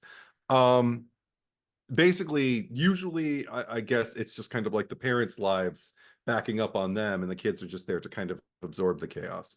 But because that's just what people do. It's um maybe it's about like coming out of that and knowing blame is probably like the least thing you need to be worried about. Like, yet at the same time, I do think that and beings and entities that commit atrocities, like, I believe in accountability, I believe in justice, as an idea, as a concept, but can we ever really depend on humans to bring it about? Like, is there any human way to deal with retribution that is perfect, Yeah. that is perfectly balanced, and that's going to reinstate, like, you know, like, okay, now things can move, can commence, things can move on as they were. Will everyone be satisfied by that outcome, by that, you know, that penance that you've made that party, that oppressive party, do? Probably not. I mean, we have it for years and years and years, just as a society, and as even as families in our own homes, or with our own relationships throughout our lives. Like, so I don't know, maybe it's also about just, it's another sliver of kind of like walking away from it, you know, get away, get out of town, but also just like, what is blame going to get you? Like, I know who did this. Great. Mm, Is that really going to help you? Can any, and that's the thing that gets right back to the bleak of it. It's just like, can anything help? right. Like, Ah, maybe. It's really well, hopeless. because Tim in his head Yeah. doesn't, does it help him when he's like, well, it's not the mirror. Our dad was a cheat and went nuts and killed our mom, Mm, mm. you know? I mean, those are labels. That's like, I that's know, but still, yeah. I'm applying very crude No, no, terms, and I'm but not criticizing you for using them. I'm just saying he said that, yes. And I'm like, yeah. he doesn't really have the answer either, does he? No, they No. both have their own thing to blame, and they both think the other's blame is wrong. Yeah. I never want to see a To golden retriever ghost in my to the life. degree where he thinks he's so sane that his sister is, I don't want to call her crazy, but just so misguided. Um, and and and she thinks he's brainwashed attached, where he clearly is coming from. I hate to say it, but like team sanity. He's haunted. He's haunted by his childhood. He has doubt from what he experienced and what she continues to regurgitate. Yeah. But in a weird way. Like it takes him about, a third of the movie to come over to Drop Dead Fred, Yeah. essentially, and stop playing Team Sanity. That's why I'm on her side from the beginning. I'm totally Team Fred. Like, oh my God, now I want How Did This Get Made to cover this movie and just see what they have to say about it. I mean, but here's the thing: the movie isn't nebulous. It pretends to be nebulous for the first third, and then it pretty clearly, And if you have any fucking doubt, which you shouldn't, but if you did, by the time he gets thrown in the police car and sees his parents and his sister as ghosts in the house, you're like, well, okay, got it, Yeah. But yeah, I feel like I keep coming back to this, so I need to let it go. But it's just, that man, that when he's telling her what we're experiencing our own cyclical nature, we like the are. movie. Like, it's just it feels so. In any other movie or in any other scenario, when he's explaining to her about the dog and dad, and she turns and she cries, and he basically, he would be right in any other kind of thing. Yeah. And here's the thing. I always wish he was right, because it breaks my heart when she goes, ha, but no, it's the little Glendale with the flicking eyelid. It's just like, wait, I could hear this little boy go, wait, I am crazy. It's not even that she's right or this really happened, because he spent 10 years being institutionalized. Mm-hmm. Yeah. I know. They're so good. And the little kid versions of them are good too. My God. Phenomenal. Yeah, first of all, they sell it. Yeah. They sell the fear. But they also, and there's this one shot of them where they like watch TV, and she's got her legs draped over his lap, and they just like, we're buds, Totally. and they're great. Very few, oddly enough, like that somebody did a TikTok or a reel or something about like the way, particularly in television, I feel, but like, in most of the content that's created these days that is depicting brother sister dynamics, so many writers obviously have no siblings and don't know how they interact with each other. Clarissa explains it all, and Ferguson like, No, but the way they talk about, the way they depict it, like if you're watching kind of like more nighttime telly and stuff like that, they showed like a guy, like a grown-up guy, opening the door, and he sees his sister. He's like, sis, and she's like, oh, my big brother, and she immediately leaps on him, wraps her legs around his waist, and they just hold on to each other, and it's like, yeah. That's not it. That's not it at all. Yeah. And it's just like, like a lot of like interactive things. They're like, no, but they're close. It's like, yeah, brothers and sisters should not be close that way. This is not like typical to a brother-sister dynamic. You need to hang out with more siblings and observe. Don't rely on this anymore. Maybe a little less of this. Yeah, you can jump on your platonic friend and be like, yeah, welcome back to that's not what it, but you've known each other for so long. Yeah, we lived with each other. We've hated each other. And there is like a kind of there can be. It's not with everybody. Like I remember one time, I either said hello or goodbye to my sister somewhere, and we hugged each other, either hello or hugged each other goodbye. Maybe it was goodbye, because I remember someone remarking on it to me. I'm like, you hug your sister? And I was like, yeah. We were like teenagers. Yeah. And I was like, yeah. I was just like, oh, I could never hug my sister. I'm like, I like her. Dude, don't be gay. Yeah. Too late. But no, but I remember, but then I saw him with his sister, and they hated each other, like legit hated each other. Like they were two people who, it was like, I don't know why you two were made siblings, but maybe when you grow up, it'll be different, or you'll just hate each other forever. Not, it's not, there's not one way to be a sibling, but I'm just saying all of that. That's a long-winded way of agreeing with you. Yeah, the way the kids interact with each other. I also love the fact that, like, this is the thing. I'm not opposed to a familial resemblance when casting people who are siblings or mother, father, or whatever like that. You can always find a way to make it work. And I feel like this movie makes it work in a way that is like, it's fine. But like one of my favorite brother-sister dynamics I've ever seen in cinema is Laura Linney and Mark Ruffalo, and You Can Count on Me. Yes, I I never doubt for a second that they are the siblings they say they are, and that they have the history that you know we perceive them having, and yet they couldn't look more dissimilar from each other. But it doesn't matter because they Doesn't matter. work. The energy. I'm just like, And I know that brother and I know that sister. And there are times where I remember watching that movie with my sister. It's just like, if you ever, and I'm like, I would never, you know, like it immediately puts you in like a hypothetical situation where you're just kind of like you would never, it's like, no, I know better than that, you know, like that kind of thing. Like that's somebody who gets the dynamic. but This what you're movie got also the dynamic. what you're describing with the physical though, that happens Yeah, in real life too. So who gives a shit? Like you right. don't like I had a friend. He's one of four, two boys, two girls. Both boys had dark hair and brown eyes and very specific like jaw and nose features, and the girls blonde, blue eyes, different smile. Like it happens. The different fucking genes carrying different sperms. It's just who Yeah. gives a shit. Yeah. Yeah.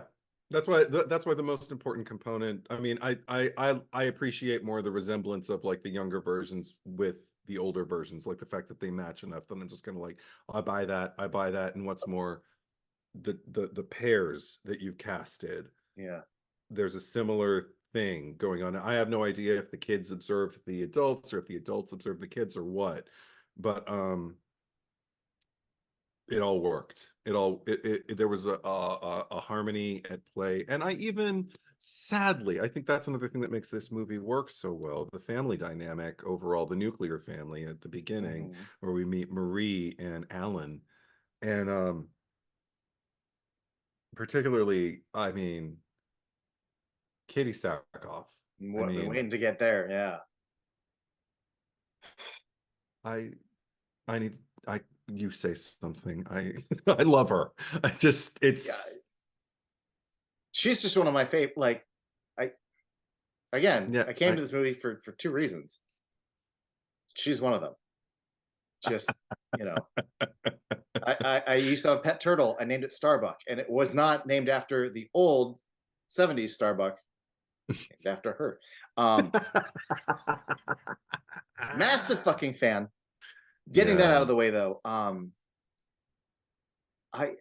I there's something about her as a mother when like she wants a cell phone and Mhm. she's being all mouthy and refers to her by her name. I already forgot. Is it Marie? Yeah. Oh, he's dad. Oh, I'm Marie. I'm Marie. The fruit of my loins. I wish I'd been a pineapple. Yeah, right. Like that's a good kid response too. Yeah. Like I wish I had. No, but what kills me, because not like it's the right, like I just wish her character could move past judging her scar. I know. But the fact that the mirror really takes into that account and shows her a version of herself, that's like withered, withering, Mhm. that it manipulates her into hearing him call her a grotesque Oh, cow. yeah. But she plays every reaction to that sort of like I just without getting too specific, and I'm just going to be vague and big. Like she breaks my heart, Hmm. but also scares the shit out of me when she's coming after her kids and going all Jack Torrance on them. Hmm. I know. But Oh my God. more than once, because also once she gets out, what you got to do to choke the fuck out of your kid and just Hmm. Hmm. and It, both times and both parents, that moment of lucidity before it's too late and she gets shot, and when the dad gets to like peer through the clouds and just tell us, like, both of those moments break my heart. yeah. But also the young actress who plays Kaylee Yeah. twice gets to make great choke face where Oh her my eyes do that. God. I'm really running out of breath here. Yes. Yes. Pure terror. And there's an odd lock that you go into where you're Yeah. just kind of witnessing what's happening to you and even speculating about the next moment Yeah. and the next moment and the next moment. Yeah. I don't know. I don't have anything. I can't. It's gonna sound like just like dumb fanboy, but like Katie Sackhoff, good. But there are. It was. I did remind. And if you can remind me of truth, like the one thing that I remember even as a kid being very aware is like, so my Hmm. mom is my mom, and that's how she parents. But then you get to like other, like the kids at school who have like the cool mom, or like the Mm. mom who's too involved, or helicoptering, or overbearing, or restrictive, or casual and cool and inviting. So many Hmm. different approaches. And when she's everyone's moving shit and there's chaos and they're bringing the mirror in and watch the molding and the kids are playing laser tags. Hey, could you take it outside? Oh, it's either that or you help. Like Hmm. the way she shifts that gear into, hey, outside, or you fucking I'm just saying, that's not my mom, but I believe that mom because I've seen that mom. Me too. I feel like I actually, and maybe this is another point to her. Like, I mean, because everything that we talked about with what's Kaylee's real name? Grown Kaylee. Karen Gillan. Karen Gillan. Karen Gillan. I got to remember that name. I got to see Yeah, more and you more do. stuff. But Karen Gillan. Everything that we were talking about as far as just like, like my way in with her. Katie Sackhoff is the same thing. Like she's almost in her sequences with the family, I feel like she's the one who I kind of hop on the most with, and ride her perspective because even though I'm not a parent and never have been, um, and I don't think I will be, but I'm a cat daddy. And but there's something about that perspective at the table that I get. And it's not the only one that I get. I've been the kids too, and I think I've even been like the father who's kind of like just has a point of privilege and just kind of accepts it, doesn't. Uh-huh. but there's something about just, I don't know, her snarkiness and her frankness, and I don't, it's something that is almost inexpressible. It's just who she is, like whatever it is that Katie Sackhoff brings of herself to this role. So it's not like building up a layer of character, but maybe it's peeling back a layer just to give us that what's the word, inimitable humanity that can only happen when you're truly at ease, and the environment you've, as an actor, you've set up enough for yourself that you just are responding naturally, because everything, all the work has already been done. You just have to work. Or not you, the work has been done, everything's been set up, so you just have to live. That's what I'm trying to say. There's something so disarmed about her performance in the, as we're getting to know her, that I I think that's part of what makes me love her, is that I feel like I'm getting to know her. So when she's looking at her cesarean scar, I'm literally saying out loud to my computer screen, "Oh, boo, no, you're gorgeous. Don't worry about it." I don't know which kid it was. I don't know if we ever learned that, and I don't know what the story was there, but it also, if we're going to talk about like symbology as to this movie, like the things that we do to kind of build these families, the sacrifices we make, the things that like we would never exchange, that decision that we made because there's love there, and but at the same time there's sacrifices there's no turning back at a certain point, and there's the scar that you just kind of carry with you, be Right.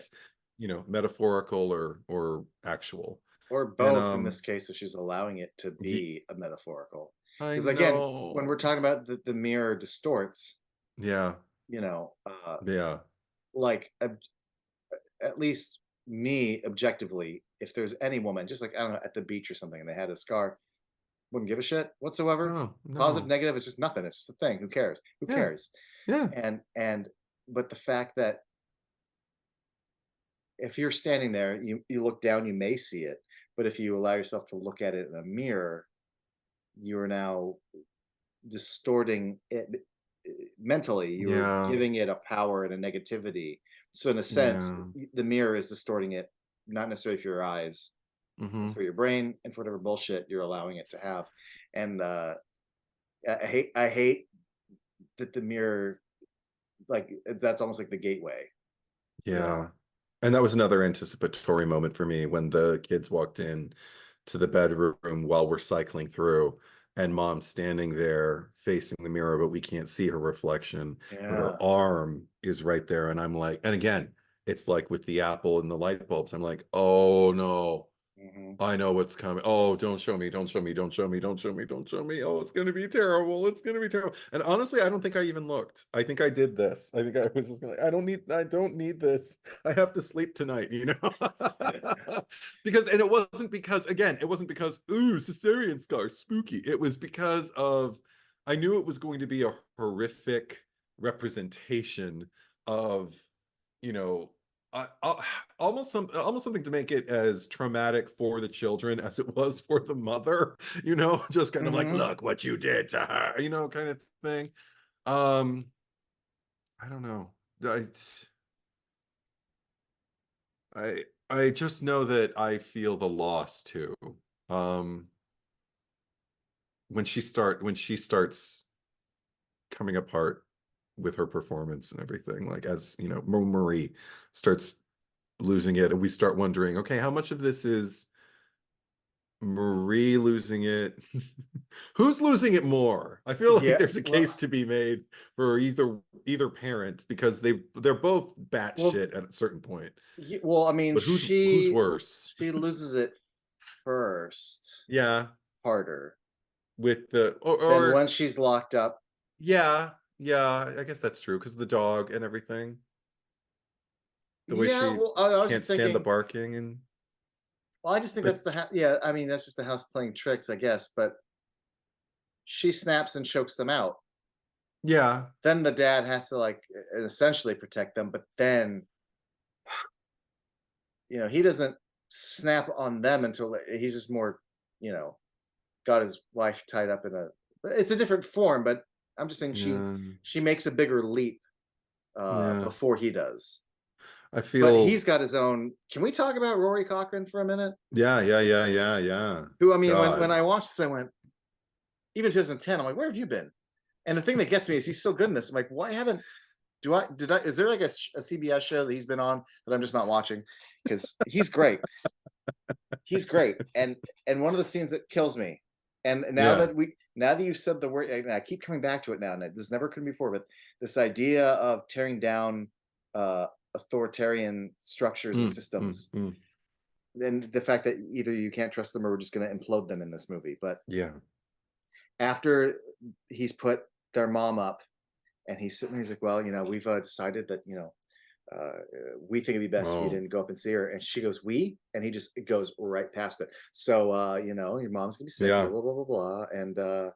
And she's sick. He's like, oh, what does she have? And the fact that he just kind of like Mm.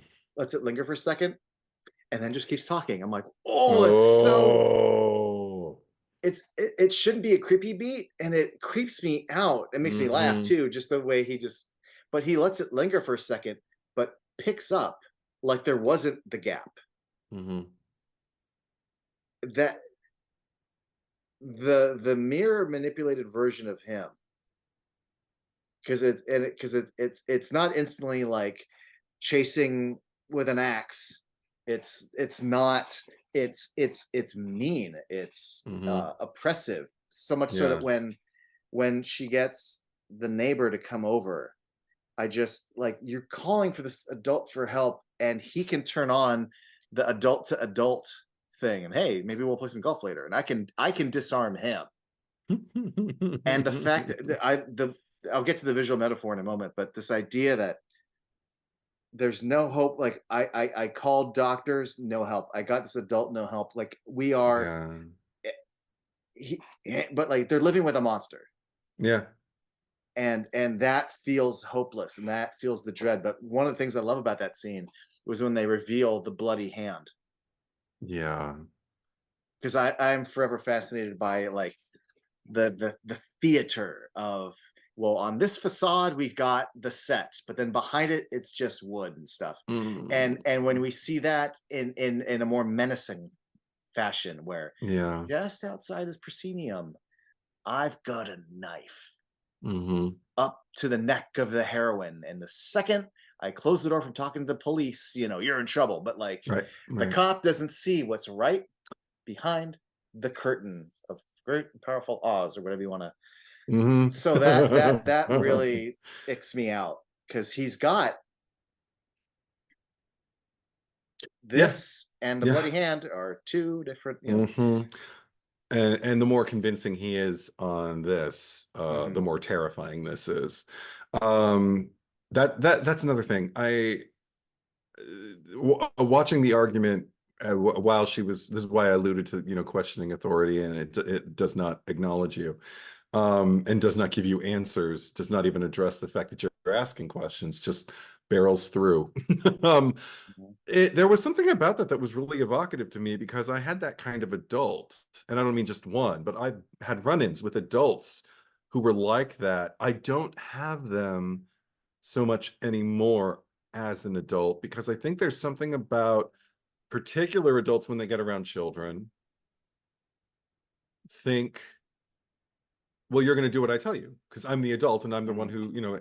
And the thing is, I remember being around adults who didn't know how to do that. There is a way to do that that I think can be effective. Maybe not with every kid, but like my particular method is usually it's like a reflex, and I feel like my dad when I do it, but it's like dad voice, and he's just kind of like, Uh, no, you're not going to do that. You're going to go, it's a no nonsense kind of voice. This is not open for a discussion. I'm telling you what you're doing, and you're going to do it, kind of thing. And there is no why. And it's like, okay. But when people don't know how to do that, and the best way they can do is just barrel through and ignore you, there was something about that that just made me feel like a kid again. That just made me feel like kind of like the inner scream of, again, this is what connects me with, because it's happening to Kaylee, and it's what connects me with her, I think. The scream of injustice of it all. It's mhm. like, deal with me. There's an urgency in it that can't quite come out yet because you're a child and you're processing things. And I mean, even as an adult, like there are things where I'm just kind of like, something throws me socially, where somebody does something and I'm just like not ready for it. And then like on the drive home, I'm like, that's fucked up. Fuck you. But as a kid, I mean, that's even more precarious because you probably don't even have that moment of like, fuck you later. You probably just kind of like, I don't know what to do with that, so I'll just bury it. And then it manifests as an adult with an urgency and with, an immediacy that you're just kind of like, this has to be dealt with because I can't live like this anymore, which is exactly who I think Kaylee is. But, Yeah. oh, but the fact that it could have happened because of supernatural reasons and that would be justifiable. But the fact that can happen in a household without any kind of like supernatural even supposition Yeah. as to the source of it. It can just happen because somebody doesn't know how to deal with kids. And it's like, or that they're at the end of their rope and they're just going to try this now. Oh, and that there's enough reality in Yeah, this. he feels like a very fleshed out adult Yes. father character that Yep. this is such a little thing, but it really to me informs gives him a real sense of humanity going forward to see all the change. When they're moving the shit in and she's like saying, hey, like there's I forget, like these expensive pieces of furniture that they're kind of more antique, and I would have been Yeah. fine with just like IKEA. And he responds with, but there was going to be this three-piece thing that was going to like not shut you up, but like, that you would have really liked, that would have tided this over or whatever. And I'm like, Yeah. the fact that you knew that she would already be upset about it, and your response was to like buy her something. Not saying that it's super wrong or anything, but like, I'm already learning so much about you that you can like, you use things to quell, that you were smart enough to know that this is going to piss off your wife, but you're going to do it anyway Yeah. without talking to her. Just little. I'm gonna ask you just. It's not a hardline question, and we're gonna Okay. come back to talking to him in a moment. But one of the things I was kind of wondering about, that allowed myself to wonder this movie, and I just want to ask you too. is that, there's things that blatantly ghost people in the house, a dog, just things that are happening. Mm, When Kaylee is outside playing laser tag and she looks in and sees mhm, Katie Siegel giving him a massage. mhm. The first times I saw the movie, I always thought, oh yeah, I don't want to call it a ghost, but it turns out she is one of the victims, so she is a ghost. Mhm. Um, but that's just something that's the mirror and the dad and blah blah blah. And again, it doesn't fully manipulate the children, but that's one of the instances where, since it is technically a ghost and when she does see other ghosts, she's seeing that one. Sure. This is the first time I thought, well, maybe there's a lot of other things that were happening due to the mirror. Mm, But Tim did say, like, no, but dad was acting shifty towards the end, and their marriage wasn't great. mm. And I thought, I don't know. When he says, she's like, mom was always home. He's like, was she always home? And this is the first time I thought, I was just wondering to you, do you think she was a ghost, or do you also think he was seeing someone on the side and they were The making out, and then they did have to pretend like, while our kids are outside playing right. fucking laser tag. This is the thing. First time we saw that scene, I thought, oh, okay, ghost for sure. Hmm. Second time it happens, and I think, isn't Tim explaining it away when it happens? And all of a sudden she looks like flesh. Like all of a sudden it looks like, no, that was just a Yeah. woman in a house. Like, In his little and flashback of yeah, explanation, yeah. it's And this just little Kate flashback of Siegel. explanation. Yeah. Right. And then it happens one more time, right? On screen. I think they do, because we definitely see the laser tag, and Hmm. then he explains it. I can't remember if we ever see it a third time. I can't either. I All I feel like it's remember just was, twice. okay. I remember the second time was when I was just kind of like, oh, quite awesome. Obviously, like a person, but maybe because so much weird stuff was already going on, you thought, I don't know who that woman is, and she's in my house, and she's like interacting with my father. What if she's like one of those things that we all, that we keep seeing? Hmm. Um, I I don't have a definitive answer for you. I just, the only thing this discussion is making me realize is I'm gonna have to see this movie again. Not soon, Sure. like, but things stayed with me today. Like I literally started remembering like a confrontation I had with someone when I was far too old to be treated like a child. And I let him know, you don't get to talk to me like Mm. this. Um, and I and I didn't even realize, like, oh, that's probably brought up because of everything that I just shared about, Oculus, watching it last night right before bed. Like, yeah, that makes sense why things would erupt the day after while I'm just kind of like doing my job. But as far as that's concerned, like I said, I don't have a definitive answer. I think I'm leaning toward, and I don't want to, but I think I'm leaning toward where I landed with it, which is she was real, and the only reason there might have been confusion is that she bore a strong resemblance to the ghost of what's her name, you Yeah. know. Melora, I think. So maybe she just thought she was seeing this same, yeah, Melora again, when really she was seeing her father. But again, I don't know. I'd have to find I just, more, at least a line of dialogue that just kind of gives me a reason to bend more in one direction than the other. It could take just one line, something I yeah. missed. It's just, for me, Yeah. I allowed myself that question, and it's just, I think, what if it'd be funny if, like, of all the things that they experienced, that was like the one thing that, like, wasn't, but got kind of manipulated and lumped into just due to memories. Not like there's a Hmm. big payoff to it, but just it's an interesting idea that, um, because at least the way I see it is, even asking myself that question, I came back around to, like, no, it's a fucking ghost, Yeah. because you cast Kate Siegel for both parts, and Hmm. two things: one, when we see through the window, it isn't like a Hmm. perfect. It's like there's a reflection on the window. I feel like it's kind of dirty. Her hair's Right. down, and Yeah. then also too, if it's trying to like if it was presenting him someone, it wouldn't be presenting him a glowy-eyed decayed ghost. It'd be presenting him someone more tangible and normal looking. Unless it's the lady in the tub from Shining. No, but that's yeah, no, but I'm saying in this That's case, a whole other thing. like Yeah, this yeah. is showing him, you know. So Yeah, I don't know. I really, it's a if they really had good cast someone question. else, I would have been like, oh, he's cheating. But I'm like, Right. no, you cast Kate Siegel.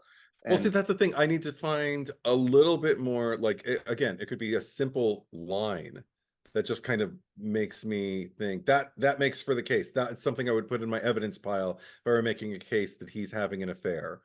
But or I could equally just kind of like find something I'm just like, no, that had to be a ghost because fill in the yeah, blank. I I just just because haven't found that yet. I wonder about it because there's certain things that the mirror does and doesn't do to kids, and Yeah.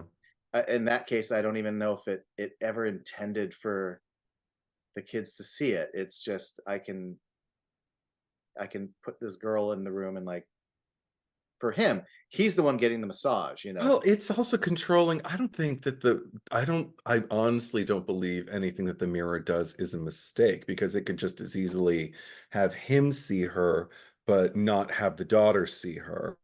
So maybe it's like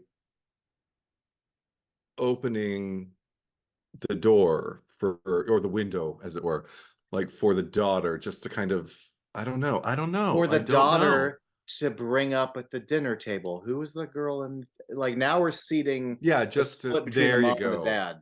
Just so she can have something else to kind of draw a wedge between the two of them. See, Right. that talking like that makes me think, okay, so then maybe she's a ghost. I don't know.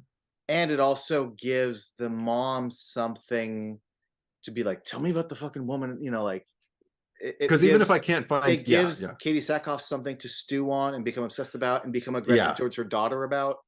So again, you're using your parents against the kids, and right. this is something. Because I will always look for the facts first, like anything that's evinced kind of like, from the writing that I can perceive as fact, Mhm. especially with this movie. But beyond that, if it comes to, a point of true subjectivity, um, I will always go with what's more interesting. Oh yeah, And I think I'm it's with you way on that. more, because of you giving me that leg up there. I think it's way more interesting for the house to just be kind of like, and I'll just let her see him with her so she can ask this at the Because you know what, table nothing and good will make come of everything it. Yeah. exactly everything. They're already, kind of raw, both of them. He doesn't want to deal with anything. And all mom wants to do is confront stuff and find out what's going on. So perfect. Yeah. That actually turned out to be a much more interesting answer than I was expecting. So yeah, because it's Sweet. not even like a deep question the movie's asking. It's just some bullshit. What if I was wondering? I think every question about this movie could go deep. Yeah. Well, so now going back to the dad. I Yeah. just want to bring up something that kind of makes me again a little thing makes me go. Ugh, is that the when he calls them in and he says, "Didn't I tell you not to touch my books?" And they're on this formation on the ground. We've seen Mhm. in so many horror movies where we know that the ghosts are doing it, the evil Mhm. house did it, right? But I didn't think about this the first two times I saw it. But now that I know that it can manipulate you into pointing the cameras and you don't even know it. Mhm. First of all, this isn't a haunted house. No. So the thing that kind of creeps me out is that there's a scene that we don't get to see where he gets up and starts taking the books and putting them down and doesn't know he's doing it. And Mhm. then snaps into reality and goes, "What the fuck are these books doing here?" And that creeps Yeah. me out. Mhm.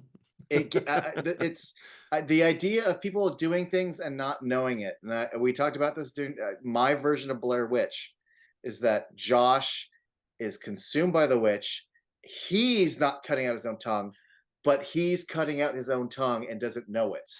And Mhm. the yeah, and to me it's Mikey standing against the wall. Like there's something about how do these rocks get here? Like how do these books get here? Yeah. That just Yeah. and they don't do a lot of it, but that really the more and more I allow myself to think about the books, the more it creeps me out. Yeah. And again, it's not super in the text and it's not super scary. There's so much about this movie that just creeps me out when I think about it later. I the only thing I could probably liken it to, like in real life, is if somebody caught me on surveillance, or even if they just were around and just caught me with their phone while I was like sleepwalking or something, and maybe completing a task, which some people do, and then just returned to bed and woke up, without incident, didn't think that I ever got out of bed and did anything. Somebody's just like, "What were you doing?" And just shows me Yeah. while you were asleep, you were, walking around the house and you were ironing and you were doing dishes and shit. And I'd be like, "What?" No, the second I start affecting the world around me and I'm not in the driver's seat, it gets trippier and trippier as I get older. It's why I don't really drink anymore. Like I don't get, because I right after the lockdown started to kind of like let up and we started to kind of be able to associate with friends again, Mhm. I went to my second outing. The first one was quite successful because we were all still very tentative and scared. Second one, we ripped a hole into the universe, and none of us remember Oh wow. the way the night went, and all of us woke up in the house that we were occupying. And we're not young people, and um I just woke up and I couldn't deal with it because I was in a bed and I didn't remember getting into it. Mm.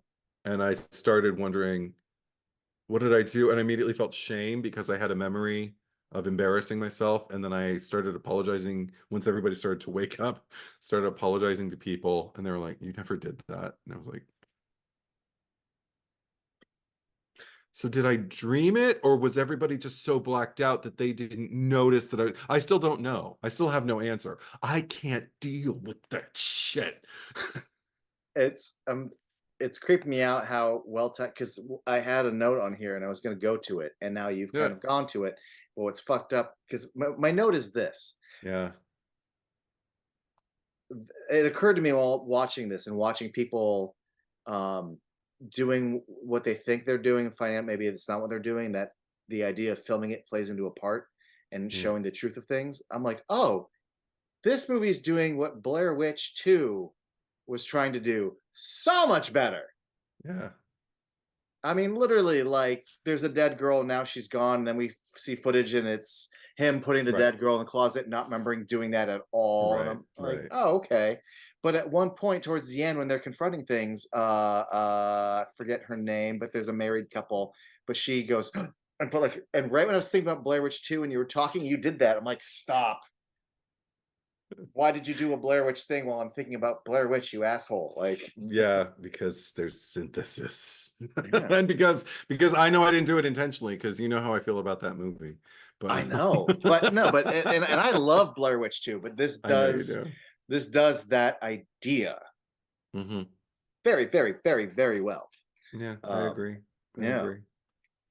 And like I said, it kept evoking, particularly you brought up Katie Sackhoff like attacking her kids. That was another series of moments that just oh, evoked memories of Hereditary for me, because I'm much more familiar with that film, so I much more closely align that thing. interesting. But I did have a thought, and it was, oh, so Oculus ran, so Hereditary That's could right. run.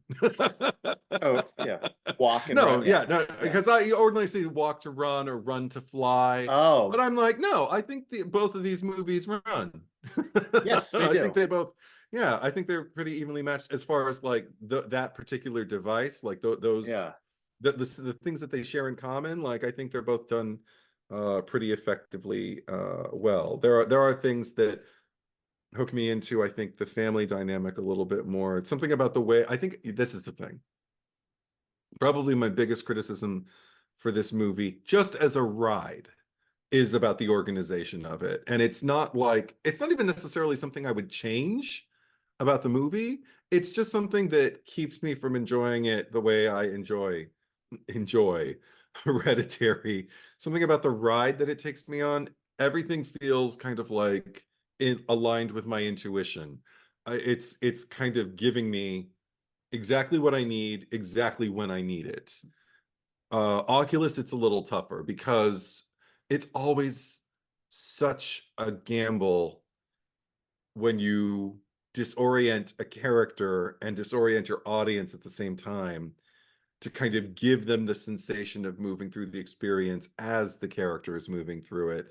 You always run the risk of the audience getting as fatigued as the character could Yes. be. And for me, the movie doesn't lose me, but I even while I was taking notes for this particular time, there was time to kind of like speculate here and there and wonder about like I just wrote what did I write here? Just everything I already said to you, but I cinched it all with a scare is harder to sustain over a flashback. Like Yeah. boom, scare, and then now children, and it's like, but is it a flashback? And then I started asking, But is this a but that's flashback the point, though? though. That's I what know, I I grew know, to like about it. And I think I I said this know. earlier. The first time I saw it was with you, just because I was expecting a more generic horror movie. Hmm. And I felt the momentum kind of slow me down because, again, the scare, but now we're going back to the past. Once I started realizing how much the past is informing the present and how Right, much we are zipping through and the characters are zipping through, right. Almost and revisiting moments they're or reliving. revisiting I'm not moments just as reliving it, children. Yeah. they are reliving it, and that is the Hmm. point. Hmm. But it took me a while to get warmed up to that. It's almost like, Yeah. I don't want to say the movie was ahead of its time, but I just wasn't ready to meet it until I understood what we're trying to do here, because Yeah. it's a thing that hasn't really been this approach and this pacing hasn't this isn't normal, you know. Yeah. I also will say, like, it does exactly what I feel.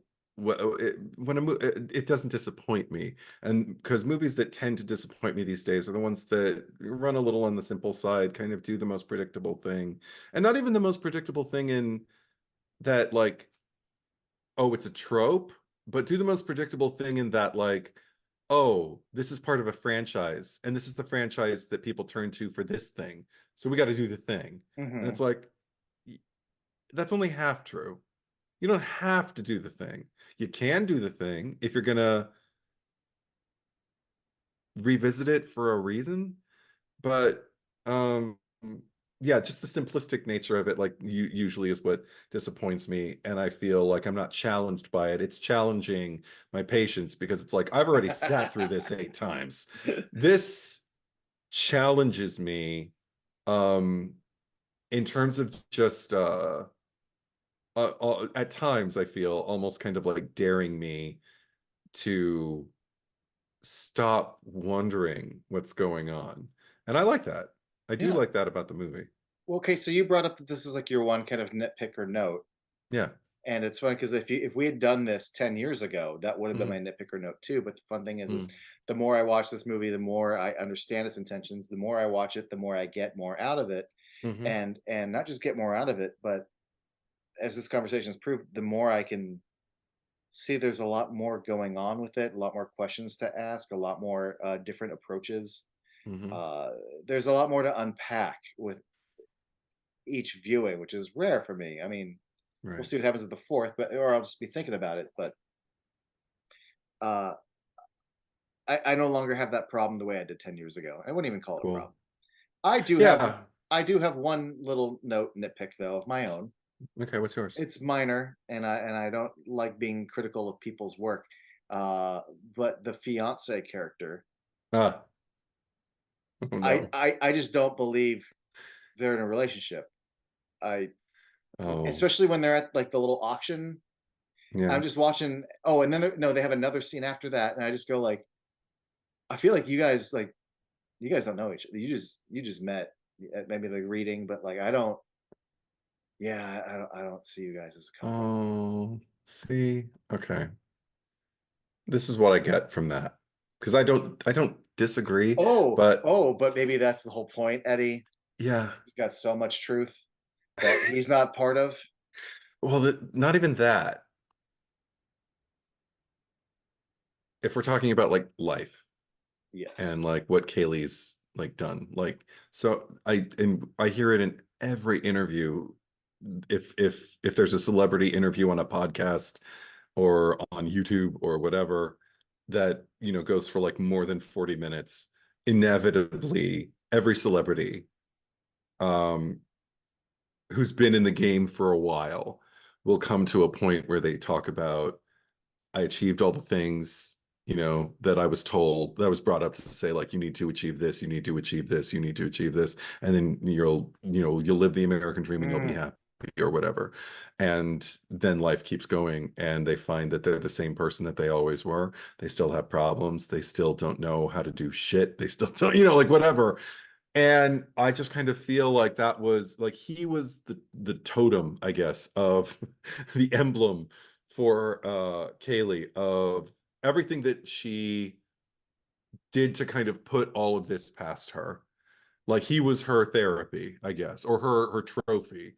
You know, her just kind of like, hey, you've got this thing you can focus on. Because that was another thing I kind of wondered while we were discussing it. Like you've got this marriage or relationship, whatever it is. I forget if are they married? Do they have You rings? refer to him as the fiance. Yeah. Okay, so the fiance. So you have this, you know, this life on the horizon that you could, you know, just like go and chase that and everything like that. And it's like, no, but you can't, because this is still stuck in your craw. This is still something. And the one other person who might believe you is getting released, you know, tomorrow. So plan, plan, plan, plan, plan. And you can't let him into it because it's too big. It's too you don't. I don't know if I'd call it love, but it's kind of okay. I just got like a Phantom of the Opera like parallel. You know how Raoul shows up. He's just kind of like, hey, you know what? Fuck all this darkness. Fuck that guy who's ruining your life and pretending to be your father, and you've got all this unresolved daddy shit. Even forget that. Forget all your grief about your father. Come away with me, and I'm just gonna love you, and just let me love you, okay?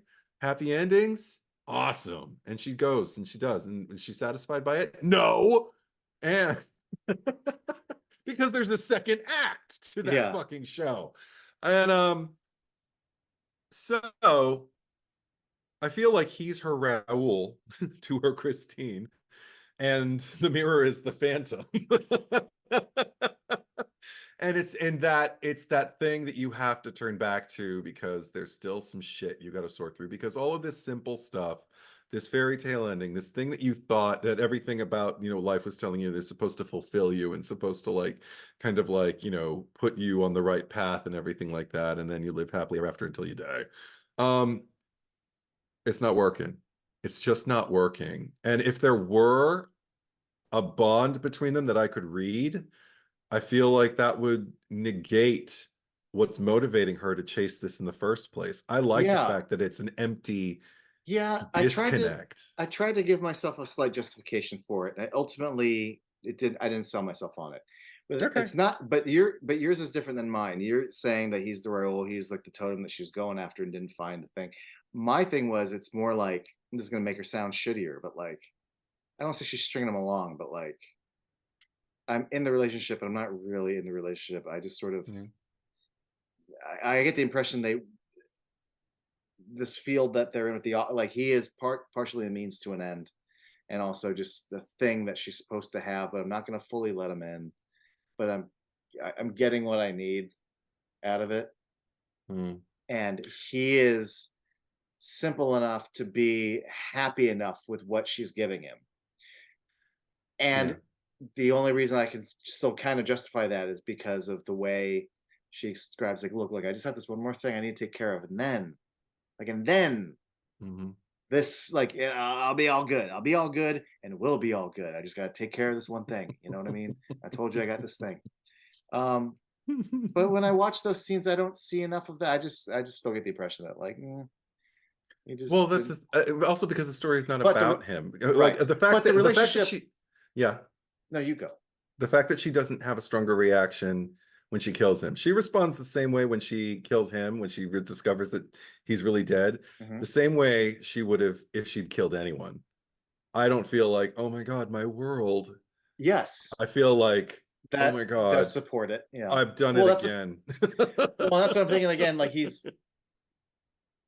but not that it was like a totem that failed to deliver to me again. Like, that supports my thing that, like, I'm just kind of going through the motions with this guy, and certainly he works in the field that I can, and he's got a penis, and I get to use it, and we have Well, a also, house I and a mean, bed, and blah blah we blah don't blah know for blah. sure. We don't know what's motivating him either. Like he's satisfied with everything that she's giving him too. Like Right. If maybe, anything, I just feel like he's an easy to please dummy who's just like, yeah, or he's got his own. I think. See, I understand that, but I also I saw a really strong Raoul like about 20 years ago when I saw Phantom of the Opera again on Broadway, just on a lark, and I was just kind of like, wow, protecting her really means something to you. Like he personalized, like this is he's more than just like you won't win her love by making her your prisoner or anything like that. No, he was he was a savior. Something happened to him where he needed to like save someone and everything. And I've seen other people do that with other characters who save women, like in like these older like musicals, and it makes them more interesting. It's like, what's really motivating you? Who are you really saving? But so with him, I'm not saying that the work is done there, to kind of like give him all this dimension, but I will say like there's a reason he's attracted to her when she's checked out. I think part of the reason that she is checked out is what attracts him to her, because maybe he was raised by a female figure who was also checked out, or even not even female. Maybe whoever was supposed to love him was also always looking over their shoulder, never really made him the center of their world, and that's what love feels like to him. Oh, that's a really I mean, you're applying it to something that's not there, but like it's I But it buy could be. that. It could If I be. were going to play that role, I could have that going on in my head, Sure. like, look at her. But I mean, Yeah. that's my note, Eddie. It's pretty Okay. minor, Yeah. Yeah. So you like this movie? I do. And you know what you know what I kept thinking of this viewing that I really What? like, and I kept like over and over in different scenes Mm-hmm. is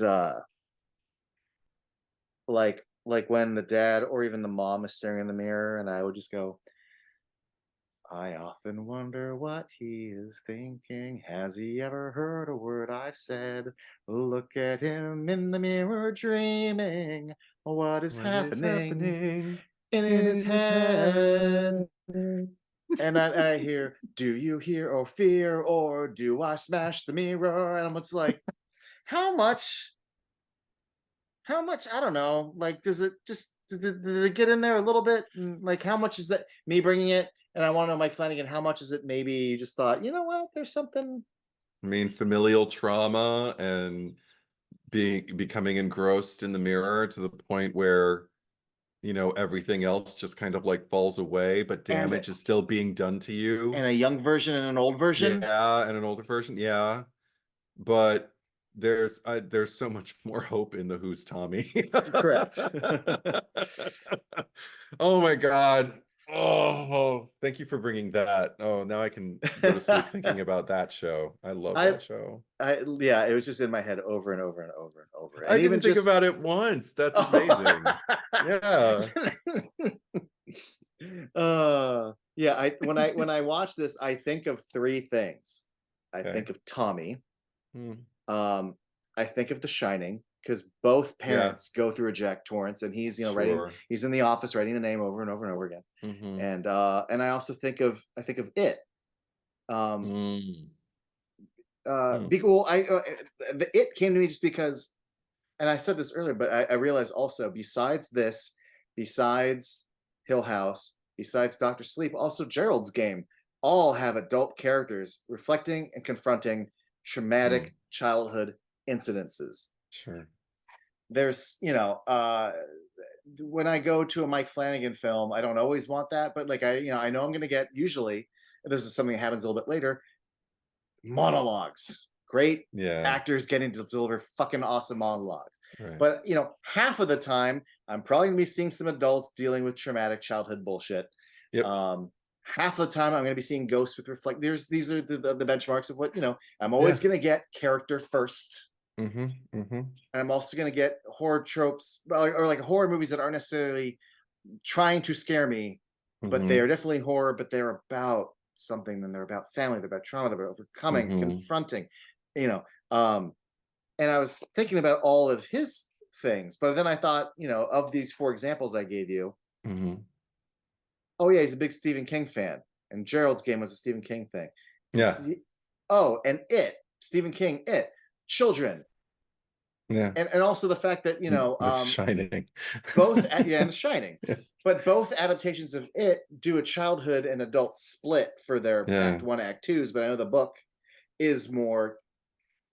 Yes. So Yes. I mean, if there's anything that really got the seed planted in Mike Flanagan early on, I feel like it's got to be it, with children, trauma, and adulthood facing it. Oh my God. And those adults, why would you go back? And this is like literally, you're talking about that, going back to Derry to confront the Thing. Mm-hmm. And what are their reasons for doing it instead of just continuing on? Yeah. So You're I also mean, making me, oh God, you're making me really want Mike Flanagan to direct like a remake of Dolores Claiborne and a bunch of other Stephen Sondheim properties. But Stephen King. I'm getting tired. I'm getting tired. I mean, he's Stephen already, King. I know he's developing The Dark Tower at Amazon, and he's already done Mhm. Gerald's Game. He's already done Doctor Sleep. Yeah. I think his next movie is a Stephen King book, and Midnight Mass might as well be. I still have to watch it. Yeah, I don't. You do. I don't want to hype Okay. it. It's just one of my favorite things ever. Enough said. Enough said. But it feels like the great Stephen King book that he just never wrote, But it's so Wow. Stephen Kingy, a certain kind of Stephen Kingy. Okay. But yeah, I forget where I was going. Yeah, but it's there. And the 4 things that it makes you think of in Stephen King and all that. Anyway. Yeah, but I mean, and in this case, when we're talking about like what makes the Losers Club go back, and this idea that, again, just I'll end with just the biggest tragedy of it all, just being like you. And I hate, he even says like, you want to redeem the family name, but like do it for you. And I wish no matter what was happening in this, it's like, yeah, fine, but like get over it, not by doing this, but like it should be about like being able to carry on. Like, don't approach the mirror, smash the mirror right away, but like survive, leave the house, carry on, and like do that for yourself.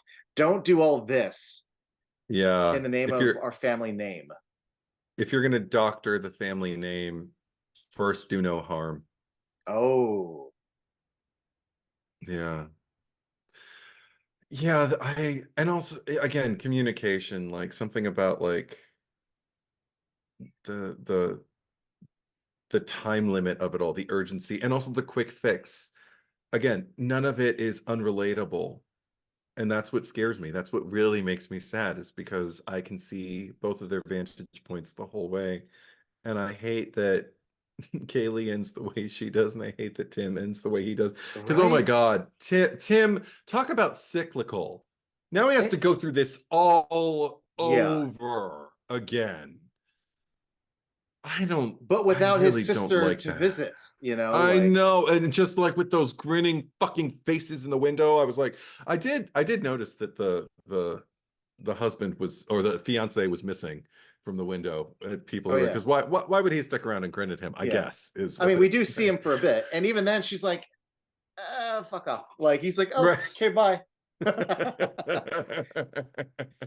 I died for fucking this. Yeah, right. But I can't even.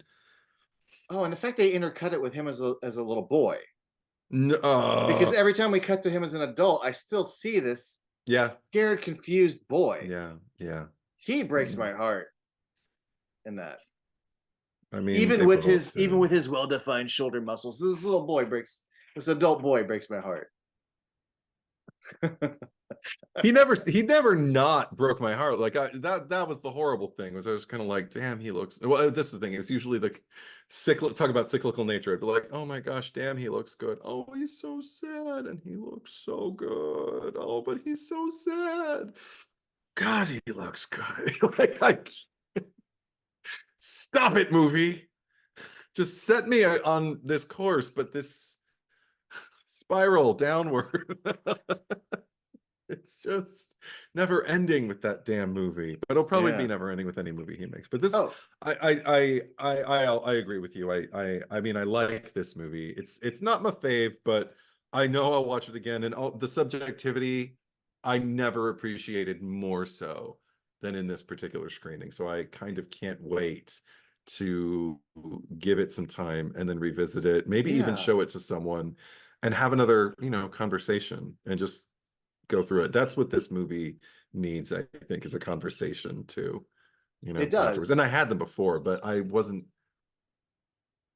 I was locked in this time like I never was before, and everything we're talking about feels justified, and everything I'm thinking about as far as its relation to other Flanagan things, but also Stephen King, not tropes, but things, benchmarks, hallmarks. Yes. I want to see it again through that prism, because like I'm just now thinking about how like the Losers Club make a promise as children, and I'm like, oh, it's all there. I could like, even though I consider Midnight Mass to be its own thing, but also a love letter to Stephen King vibes. Like it's even here, he was already doing that. Really nice. Yeah, it's good stuff. Even just my last, it's not even, it's 3 words. Yeah. But you made a horror movie about kids who go through some stuff. The movie's about a mirror. They are literally reflecting on trauma. Could have just been the title of the movie. You know what I mean? Oh, that sounds so. Well, yeah, I'm just saying it shouldn't. It's not that good. I'm just saying, but that's quite literally Reflections on Trauma. It should be on a book jacket, but in the self-help section, not. Yeah. And it's just, like a sunset at a lake with like a duck on it. Welcome to Deep Thoughts with Jack Handy. Exactly, or poetry, something like that. Something, something frou-frou, something, something that requires the softness in you before you crack the binding. But no, I'm glad we did this as the 100th episode. Fuck yeah. Yeah. Here's to 100 more. I'm down. Yeah, right. It'll be fun. Hey, you said it'd be fun, so we can do 100 more. Okay. You're just waiting on me. Just waiting on me to give the green light. I don't know if I should admit this on camera, but sometimes I have that thing, and I don't think about this always, but I applied it in this moment. Do you ever have that thing? Some people have a thing where like they, like sometimes you think like everyone actually hates me, and they're just like putting up with me. And it's like, oh, you actually do want to do 100 more? Because part of me was like, and we're done. This is the last episode, everybody. We hit 100. Oh God. Eddie's out. Eddie, peace out. But no, honestly, I can relate to that, because one of the things that and this will be the last thing I share. How depressing. But like the ending of the movie. No, how we were talking about how he I don't even remember his name, but the fiance. How he's basically, from your vantage point, Mike, maybe? Yeah, I want to say Mike. Named him after the director? Okay. Or Michael? Mike's like, this is who I am in this movie. the most nothing character. But that's the thing. The fact that you like brought up, like, from your vantage point, you thought it looked like she just kind of like kept him around because like, why not? That's one of my greatest fears, is just kind of like being kept around because like, well, I mean, sure, I never want to be someone's it's like you want to be someone's, hey, yes, let's do it. That's what you want. You don't want to be like, you want to hang out, I got nothing else to do. It could be fun. I'm bored. Especially like in like romantic relationships, like, oh my God, it's a thing. Like if I start to feel like a why not option, no, a big thing with me. So I understand from whence you come, and I can tell you, I've been friends since 1994, and I don't haven't always been easy. But I'm still around. No, don't you dare. But but I'm still around, and I intend to remain here, sir. Just don't piss me off, Fuck yeah. I anymore would than never. any more than you already have. Right. You're pissing me off just like kind of like the perfect amount. So just keep it at Right? that and we'll be Yeah. okay. Yeah. So the next episode we're gonna do Freddy Got Fingered. Oh. I'm just hiding my face. Now you want to talk about reflecting on trauma, I know. It doesn't mean I won't. Like I'm game. Oh my I god. would. Oh my god, But I wasn't serious, but now I'm not going to say anything good probably, but I'll talk about it. No, but we actually I mean we could have a conversation. I am tempted. Okay, well, we'll discuss more off we'll pod. discuss, but I can guarantee you all that we'll be back for more Kevin Smith films. I think we have Zach and Miri on deck. And Lord knows plenty of other spooky movies and lots of other things. So more than 100 episodes were definitely happening. Wonderful. Until next time, everybody. Thank you for joining us for the 100th.